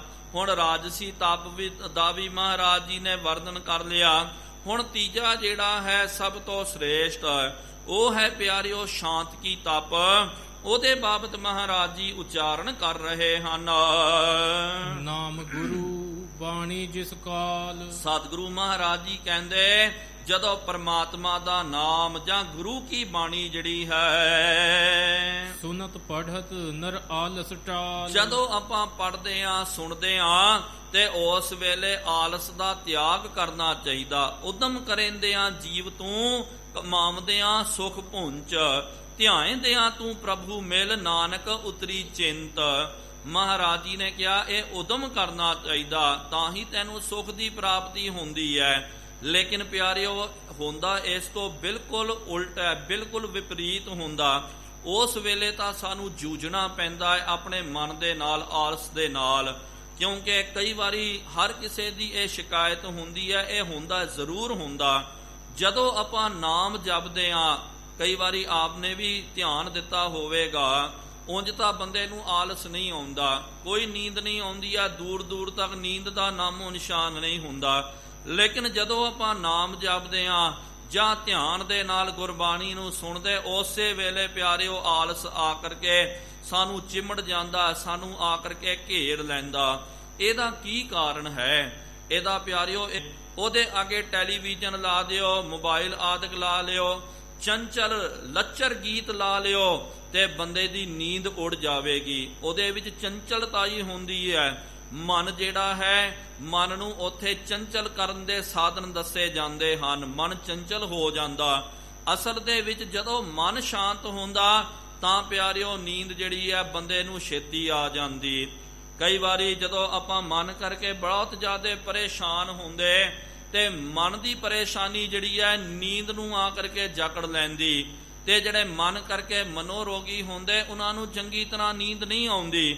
ਫਿਰ ਉਹ ਡਾਕਟਰਾਂ ਦੇ ਕੋਲ ਜਾ ਕਰਕੇ ਦਵਾਈ ਬੂਟੀ ਕਰਦੇ ਹਨ, ਨੀਂਦ ਦੀਆਂ ਗੋਲੀਆਂ ਖਾਉਂਦੇ ਕਿ ਭਾਈ ਕਿਸ ਤਰ੍ਹਾਂ ਸਾਨੂੰ ਨੀਂਦ ਆ ਜਾਵੇ। ਅਸਲ ਦੇ ਵਿੱਚ ਅਨਿਦਰਾ ਦੀ ਬਿਮਾਰੀ ਕੁਛ ਵੀ ਨਹੀਂ ਹੁੰਦੀ। ਅਨਿਦਰਾ ਦੀ ਬਿਮਾਰੀ ਉਦੋਂ ਹੁੰਦੀ ਹੈ ਜਦੋਂ ਮਨ ਭਟਕ ਜਾਂਦਾ, ਮਨ ਬਹੁਤ ਚੰਚਲ ਹੋ ਜਾਂਦਾ, ਮਨ ਦੇ ਵਿੱਚ ਕਈ ਤਰ੍ਹਾਂ ਦੇ ਵਿਚਾਰ ਜਦੋਂ ਆ ਜਾਂਦੇ ਤਾਂ ਫਿਰ ਬੰਦੇ ਨੂੰ ਨੀਂਦ ਨਹੀਂ ਆਉਂਦੀ ਹੈ। ਲੇਕਿਨ ਪਿਆਰਿਓ ਜਦੋਂ ਆਪਾਂ ਜਾਪ ਕਰਦੇ ਹਾਂ, ਸਿਮਰਨ ਕਰਦੇ ਹਾਂ, ਉਸ ਵੇਲੇ ਜਾਪ ਕਰਦੇ ਕਰਦੇ ਮਨ ਇੱਕਦਮ ਇਕਾਗਰ ਹੋ ਜਾਂਦਾ, ਮਨ ਇੱਕਦਮ ਸ਼ਾਂਤ ਹੋ ਜਾਂਦਾ। ਤੇ ਜ਼ਿਆਦਾ ਕਰਕੇ ਸਾਨੂੰ ਇਹੀ ਆਦਤ ਬਣੀ ਹੋਈ ਹੈ, ਜਦੋਂ ਵੀ ਸਾਡਾ ਮਨ ਸ਼ਾਂਤ ਹੋ ਗਿਆ ਆਪਾਂ ਘੜੁੱਚ ਹੋ ਜਾਂਦੇ ਆ, ਨੀਂਦ ਦੇ ਵਿੱਚ ਸਮਾ ਜਾਂਦੇ ਆ।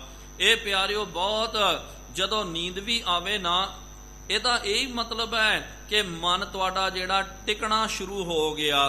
ਖਾਸ ਕਰਕੇ ਤੁਸੀਂ ਧਿਆਨ ਦਿਓ, ਜਦੋਂ ਆਪਾਂ ਬਾਹਰ ਵਿਚਰਦੇ ਆ ਤੇ ਨੀਂਦ ਨਹੀਂ ਆਉਂਦੀ, ਲੇਕਿਨ ਗੁਰੂ ਘਰ ਦੇ ਵਿੱਚ ਆਓ, ਧਿਆਨ ਦੇ ਨਾਲ ਸੁਰਤੀ ਲਾ ਕਰਕੇ ਕੀਰਤਨ ਨੂੰ ਸਰਵਣ ਕਰੋ ਜਾਂ ਗੁਰਬਾਣੀ ਦਾ ਜਾਪ ਕਰਨਾ ਕਰੋ, ਤੁਰੰਤ ਨੀਂਦ ਨੇ ਆ ਕਰਕੇ ਤੁਹਾਨੂੰ ਜਕੜ ਲੈਣਾ, ਬੰਦਾ ਆਲਸੀ ਬਣ ਜਾਂਦਾ। ਇਹਦਾ ਪਿਆਰਿਓ ਬਹੁਤ ਵੱਡਾ ਇਹ ਮਨੋਵਿਗਿਆਨਿਕ ਕਾਰਨ ਹੈ। ਇਹਦਾ ਇਹੀ ਮਤਲਬ ਹੈ ਕਿ ਮਨ ਜਿਹੜਾ ਹੈ ਟਿਕਣਾ ਸ਼ੁਰੂ ਹੋ ਗਿਆ। ਤੇ ਮਨ ਜਦੋਂ ਵੀ ਟਿਕਦਾ, ਅਕਸਰ ਮਨ ਟਿਕਦਾ ਤੇ ਨੀਂਦ ਦੇ ਵਿੱਚ ਚੱਲ ਜਾਂਦਾ। ਬਸ ਪਿਆਰਿਓ ਉਹ ਅਵਸਥਾ ਜਿਹੜੀ ਹੈ ਉਹਨੂੰ ਸਾਂਭ ਲੈਣਾ ਚਾਹੀਦਾ। ਜਦੋਂ ਉਹਦੇ ਵਿੱਚ ਆਪਾਂ ਮਨ ਨੂੰ ਸਾਂਭ ਲੈਂਦੇ ਆ, ਮਨ ਨੂੰ ਜਾਗਤ ਰੱਖਦੇ ਆ ਤੇ ਆਲਸ ਤੋਂ, ਨਿਦਰਾ ਤੋਂ ਬਚ ਜਾਂਦੇ, ਤਾਂ ਪਿਆਰਿਓ ਉੱਥੇ ਧਿਆਨ ਜਿਹੜਾ ਘਟ ਜਾਂਦਾ। ਫਿਰ ਬੰਦਾ ਧਿਆਨ ਦੀ ਅਵਸਥਾ ਦੇ ਵਿੱਚ ਟਿਕ ਜਾਂਦਾ। ਧਿਆਨ ਤੇ ਨਿਦਰਾ ਦੇ ਵਿੱਚ ਪਿਆਰਿਓ ਇਹੀ ਫਰਕ ਹੈ। ਨਿਦਰਾ ਜਿਹੜੀ ਹੈ ਅਚੇਤਨ ਧਿਆਨ ਹੈ ਤੇ ਧਿਆਨ ਜਿਹੜਾ ਹੈ ਚੇਤਨ ਨਿੰਦਰਾ ਹੈ, ਬਸ। ਔਰ ਇਹਦੇ ਬਾਬਤ ਆਪਾਂ ਨਹੀਂ ਬੋਲ ਸਕਦੇ ਜ਼ਿਆਦਾ। ਮਹਾਰਾਜ ਜੀ ਨੇ ਕਿਹਾ ਨਾ, ਜਦੋਂ ਗੁਰਬਾਣੀ ਨੂੰ ਪੜ੍ਹਦੇ ਆ, ਸੁਣਦੇ ਆ, ਨਿਦਰਾ ਆਵੇ, ਉੱਥੇ ਉਦਮ ਕਰਨਾ ਚਾਹੀਦਾ। ਉਸ ਵੇਲੇ ਮਨ ਨੂੰ ਝੰਜੋੜਨਾ ਚਾਹੀਦਾ ਹੈ। ਮਨ ਤਹਿ ਸਮੈ ਨਿਕਸਕਤ ਜਾਈ। ਫਿਰ ਕੀ ਹੁੰਦਾ ਮਨ ਪਿਆਰਿਓ? ਫਿਰ ਚੰਚਲ ਮਨ ਹੁੰਦਾ, ਮਨ ਤੁਰੰਤ ਦੇਖੋ ਨਿਕਲ ਜਾਂਦਾ। ਆਪਨੇ ਵੇਖਿਆ ਹੋਵੇਗਾ ਕਈ ਵਾਰੀ ਆਪਾਂ ਅੱਖਾਂ ਬੰਦ ਕਰਕੇ ਜਾਂ ਜਾਪ ਕਰਦੇ ਆ, ਇੰਜ ਲੱਗਦਾ ਕਿ ਲਓ ਜੀ ਮਨ ਸ਼ਾਂਤ ਹੋ ਗਿਆ, ਕੋਈ ਮਨ ਵਿੱਚ ਵਿਚਾਰ ਨਹੀਂ ਹੈ। ਇਹ ਬਚਨੀ ਆ ਗਿਆ ਤੇ ਮਨ ਫਿਰ ਨਿਕਲ ਜਾਂਦਾ। ਹੁਣ ਤਾਂ ਜੀ ਪਹੁੰਚ ਗਏ ਆ ਪਰਮਾਤਮਾ ਦੇ ਚਰਨਾਂ ਦੇ ਵਿੱਚ, ਹੁਣ ਤਾਂ ਬ੍ਰਹਮ ਗਿਆਨੀ ਬਣ ਗਏ, ਮਨ ਟਿਕ ਗਿਆ, ਸਹਸਤਰਾਰ ਤੱਕ ਪਹੁੰਚ ਗਏ। ਇਹ ਪਿਆਰਿਓ ਕੀ ਹੈ? ਮਨ ਦੀ ਤਾਂ ਗਤੀ ਹੈ, ਮਨ ਫਿਰ ਚੰਚਲ ਹੋ ਗਿਆ। ਇਸ ਕਰਕੇ ਸਤਿਗੁਰੂ ਮਹਾਰਾਜ ਜੀ ਨੇ ਕਿਹਾ ਕਿ ਮਨ ਜਿਹੜਾ ਪਿਆਰਿਓ ਇਹ ਤਾਂ ਪਾਰੇ ਦੇ ਨਿਆਈ ਹੈ। ਪਾਰੇ ਨੂੰ ਜਿਸ ਤਰ੍ਹਾਂ ਖੁੱਲੇ ਪਾਰੇ ਨੂੰ ਫੜਨ ਵਾਸਤੇ ਜਾਓ, ਉਹ ਉਸ ਤਰ੍ਹਾਂ ਹੱਥਾਂ ਦੇ ਵਿੱਚੋਂ ਨਿਕਲ ਜਾਂਦਾ, ਭੱਜ ਜਾਂਦਾ। ਬਾਰ ਬਾਰ ਰੋਕਹਿ ਬਰਿਆਈ। ਬਾਰ ਬਾਰ ਮਨ ਨੂੰ ਰੋਕਣਾ ਪੈਂਦਾ। ਇਹੀ ਤਾਂ ਪਿਆਰਿਓ ਅਸਲੀ ਜੰਗ ਹੈ। ਸੂਰਮੇ ਬਾਹਰੀ ਜੰਗ ਕਰਦੇ ਹਨ। ਮਹਾਰਾਜ ਜੀ ਨੇ ਕਿਹਾ ਅਸਲੀ ਸੂਰਮਾ ਹੈ ਉਹ ਜੋ ਮਨ ਦੇ ਨਾਲ ਜੰਗ ਕਰਦਾ। ਮਨ ਸਿਉ ਜੂਝ ਮਰੈ ਪ੍ਰਭ ਪਾਵੈ, ਭਾਵ ਕੇ ਜਿਹੜੇ ਮਨ ਦੇ ਨਾਲ ਜੂਝ ਕਰਕੇ ਮਰ ਜਾਂਦੇ, ਮਨ ਨੂੰ ਮਾਰ ਕਰਕੇ ਰੱਖ ਲੈਂਦੇ, ਉਹ ਅਸਲੀ ਸੂਰਮਾ।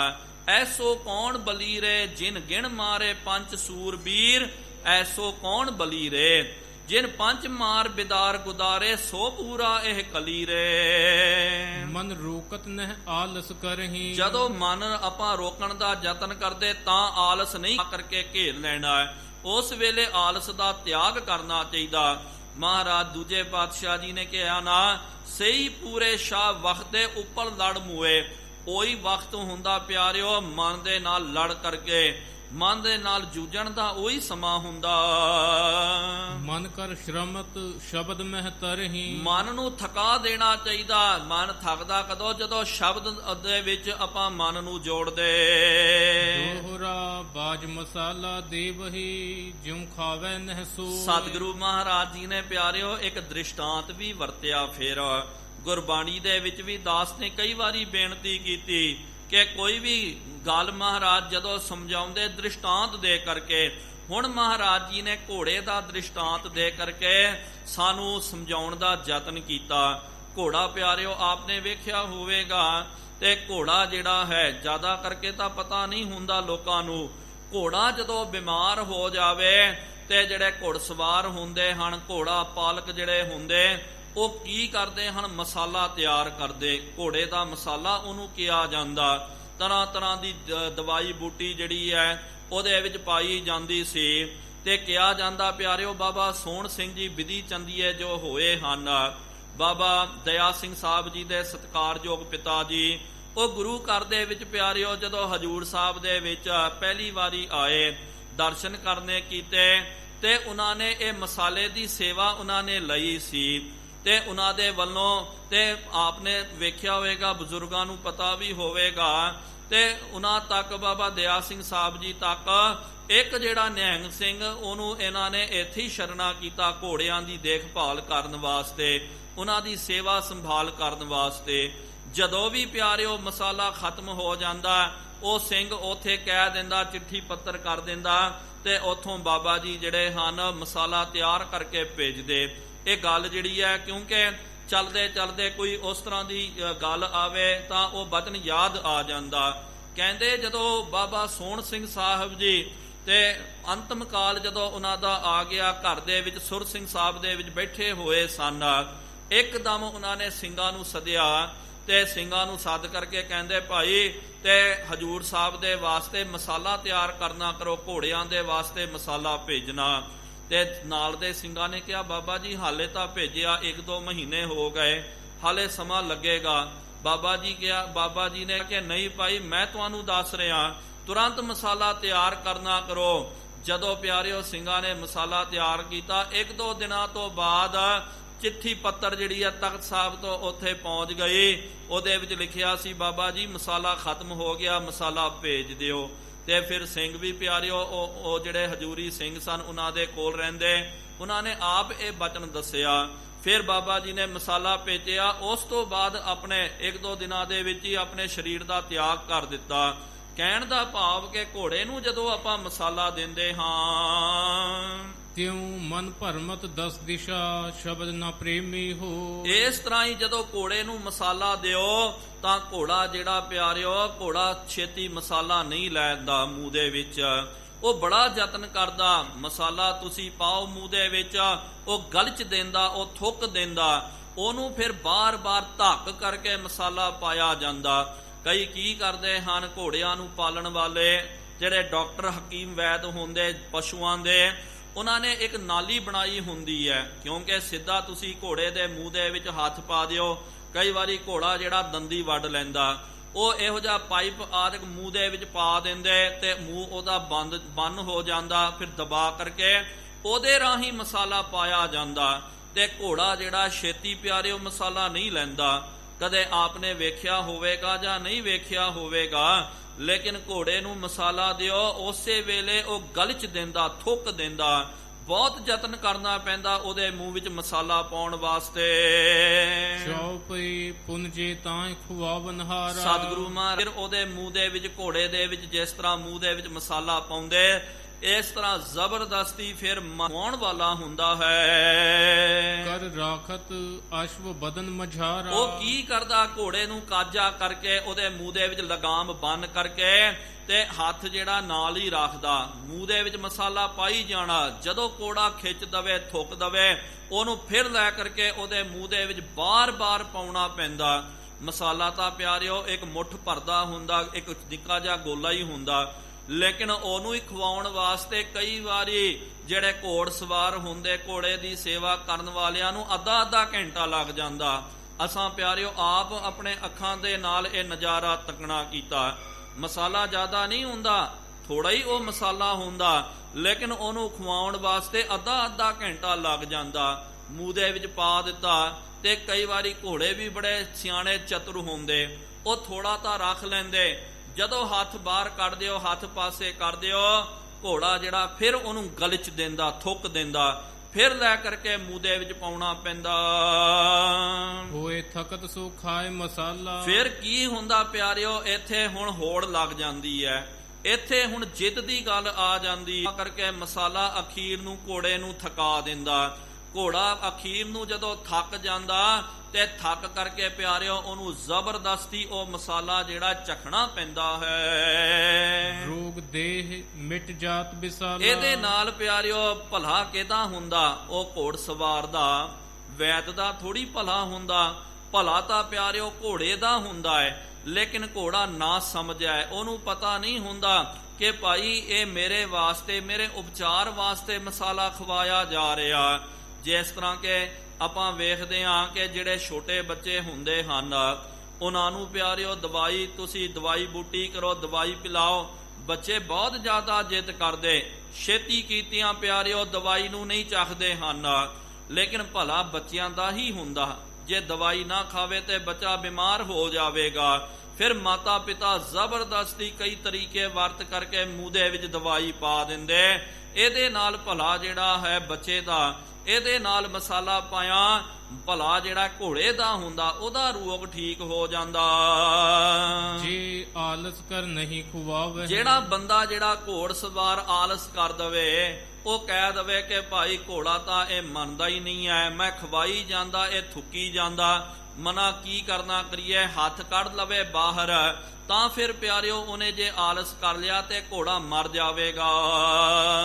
ਤਉ ਲਗ ਰੋਗ ਨਾ ਅਸ਼ਕੋ ਜਾਵੇ। ਉਦੋਂ ਤੱਕ ਫਿਰ ਜ਼ਬਰਦਸਤੀ ਨਹੀਂ ਕੀਤਿਆਂ ਘੋੜੇ ਦਾ ਰੋਗ ਦੂਰ ਨਹੀਂ ਹੋ ਸਕਦਾ, ਇਹਦੇ ਨਾਲ ਘੋੜਾ ਮਰ ਵੀ ਸਕਦਾ।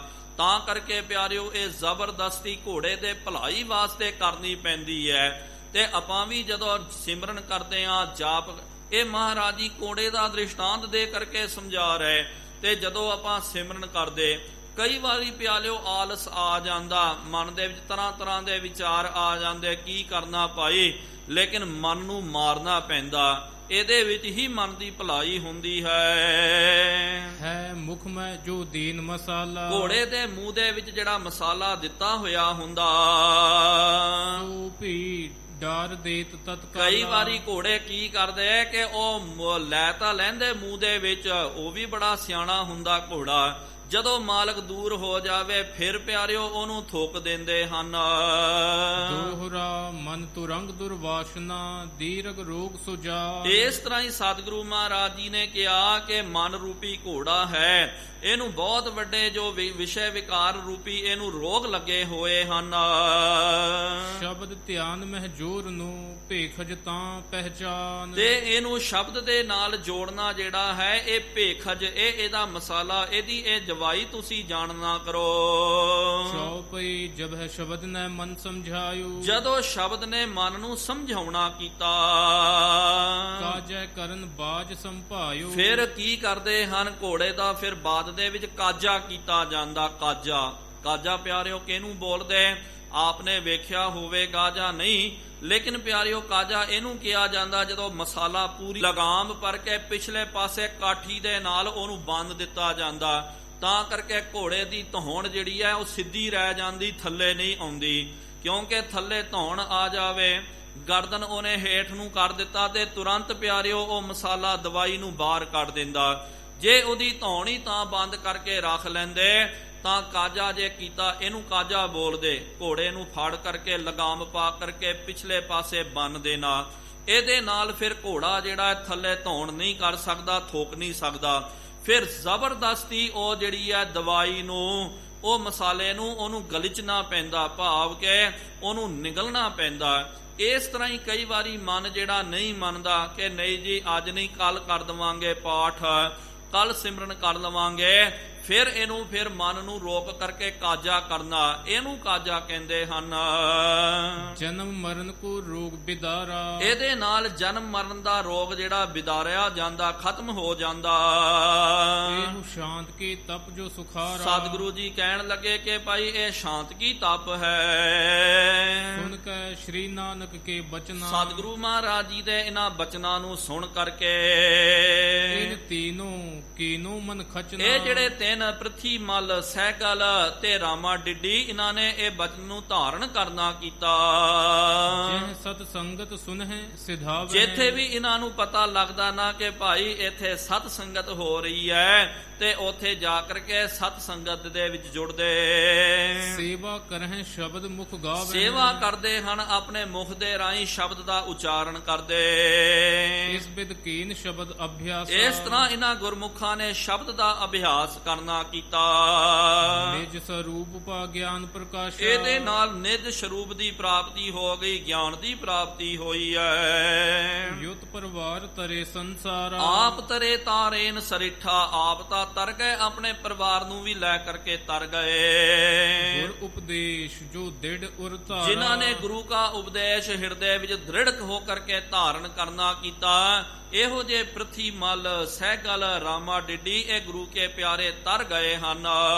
ਇਤ ਸ੍ਰੀ ਗੁਰੂ ਨਾਨਕ ਪ੍ਰਕਾਸ਼ ਗ੍ਰੰਥੇ ਉੱਤਰਾਰਧੇ ਸਿੱਖਨ ਉਪਦੇਸ਼ ਦੇਕਰ ਉਧਾਰ ਵਰਣਨੰ ਨਾਮ 42ਵਾਂ ਅਧਿਆਇ। ਇੱਥੇ ਪਿਆਰਿਓ 42ਵਾਂ ਅਧਿਆਇ ਦੀ ਸਮਾਪਤੀ ਹੋ ਰਹੀ ਹੈ। ਆਉਣ ਵਾਲੇ ਅਗਲੇ ਸ਼ਬਦ ਦੀ ਵਿਚਾਰ, ਅਧਿਆਇ ਦੀ ਵਿਚਾਰ ਅਗਲੇ ਦੀਵਾਨਾਂ ਦੇ ਵਿੱਚ ਆਪਾਂ ਨੇ ਸਰਵਣ ਕਰਨਾ ਹੈ। ਹੁਣ ਇਨੀਆਂ ਕੋ ਬੇਨਤੀਆਂ ਪ੍ਰਵਾਨ ਕਰਿਓ। ਵਿਚਾਰ ਕਰਦੇ ਆਂ, ਬੇਅੰਤ ਗਲਤੀਆਂ ਹੋ ਗਈਆਂ ਜੀਓ, ਮਾਫੀ ਬਖਸ਼ਣੀ ਅੱਗੇ ਤੋਂ ਸਮਤ। ਆਓ ਸਾਰੇ ਗੱਜ ਵੱਜ ਕਰਕੇ ਫਤਿਹ ਬੁਲਾਈਏ। ਵਾਹਿਗੁਰੂ ਜੀ ਕਾ ਖਾਲਸਾ, ਵਾਹਿਗੁਰੂ ਜੀ ਕੀ ਫਤਿਹ। ਅਚੂਤ ਹੈ ਪਾਰ ਬ੍ਰਹਮ, ਅਬਨਾਸੀ ਅਘਨਾਸ, ਏ ਪੂਰਨ ਹੈ ਸਰਬ ਮੈਂ ਦੁਖ ਭੰਜਨ ਗੁਣਤਾਸ। ਹੈ ਸੰਗੀ ਹੈ ਨਿਰੰਕਾਰ, ਹੈ ਨਿਰਗੁਣ ਸਭ ਟੇਕਾ। ਹੈ ਗੋਬਿੰਦ ਹੈ ਗੁਣ ਨਿਧਾਨ, ਜਾਂ ਕੈ ਸਦਾ ਵਿਵੇਕ। ਹੈ ਅਪਰੰਪਰ ਹਰ ਹਰੇ, ਹੈ ਪੀ ਹੋਵਨਹਾਰ। ਹੈ ਸੰਤਾਂ ਕੈ ਸਦਾ ਸੰਗ, ਨਿਧਾਰਾ ਆਧਾਰ। ਹੈ ਠਾਕੁਰ ਹਉ ਦਾਸਰੋ, ਮੈਂ ਨਿਰਗੁਣ ਗੁਣ ਨਹੀਂ ਕੋਏ। ਨਾਨਕ ਦੀਜੈ ਨਾਮਦਾਨ, ਰਾਖਾਂ ਹੀਐ ਪਰੋਏ। ਆਏ ਪ੍ਰਭ ਸ਼ਰਨਾਗਤੀ, ਕਿਰਪਾ ਨਿਧ ਦਿਆਲ।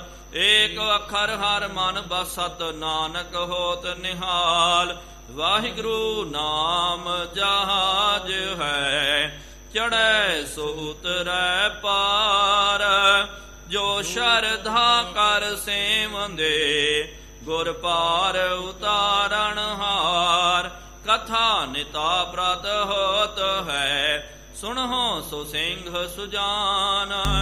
ਨਾਨਕ ਗੁਰੂ ਗੋਬਿੰਦ ਸਿੰਘ ਜੀ, ਸਦਾ ਕਰੈ ਕਲਿੰਗ ਜੀ, ਸਦਾ ਕਰੈ ਕਲਿਆਣ। ਇੱਕ ਓੰਕਾਰ ਸਤਿਨਾਮ ਕਰਤਾ ਪੁਰਖ ਨਿਰਭਉ ਨਿਰਵੈਰ ਅਕਾਲ ਮੂਰਤ ਅਜੂਨੀ ਸੈਭੰ।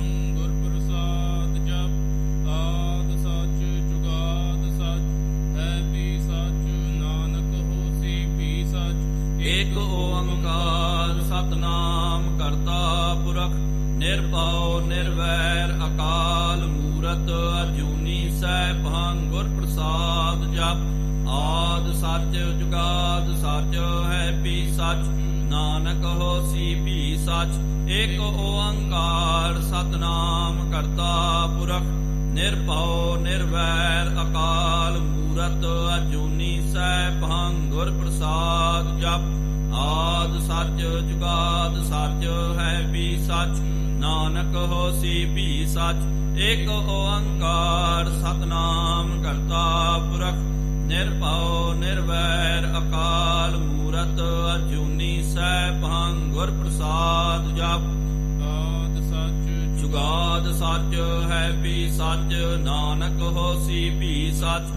ਇੱਕ ਓੰਕਾਰ ਸਤਿਨਾਮ ਕਰਤਾ ਪੁਰਖ ਨਿਰਭਉ ਨਿਰਵੈਰ ਅਕਾਲ ਮੂਰਤ ਅਜੂਨੀ ਸੈਭੰ ਗੁਰ ਪ੍ਰਸਾਦ ਜਪ ਆਦ ਸਚ ਜੁਗਾਦ ਸਚ ਹੈ ਵੀ ਸਚ ਨਾਨਕ ਹੋਸੀ ਵੀ ਸਾਚਾ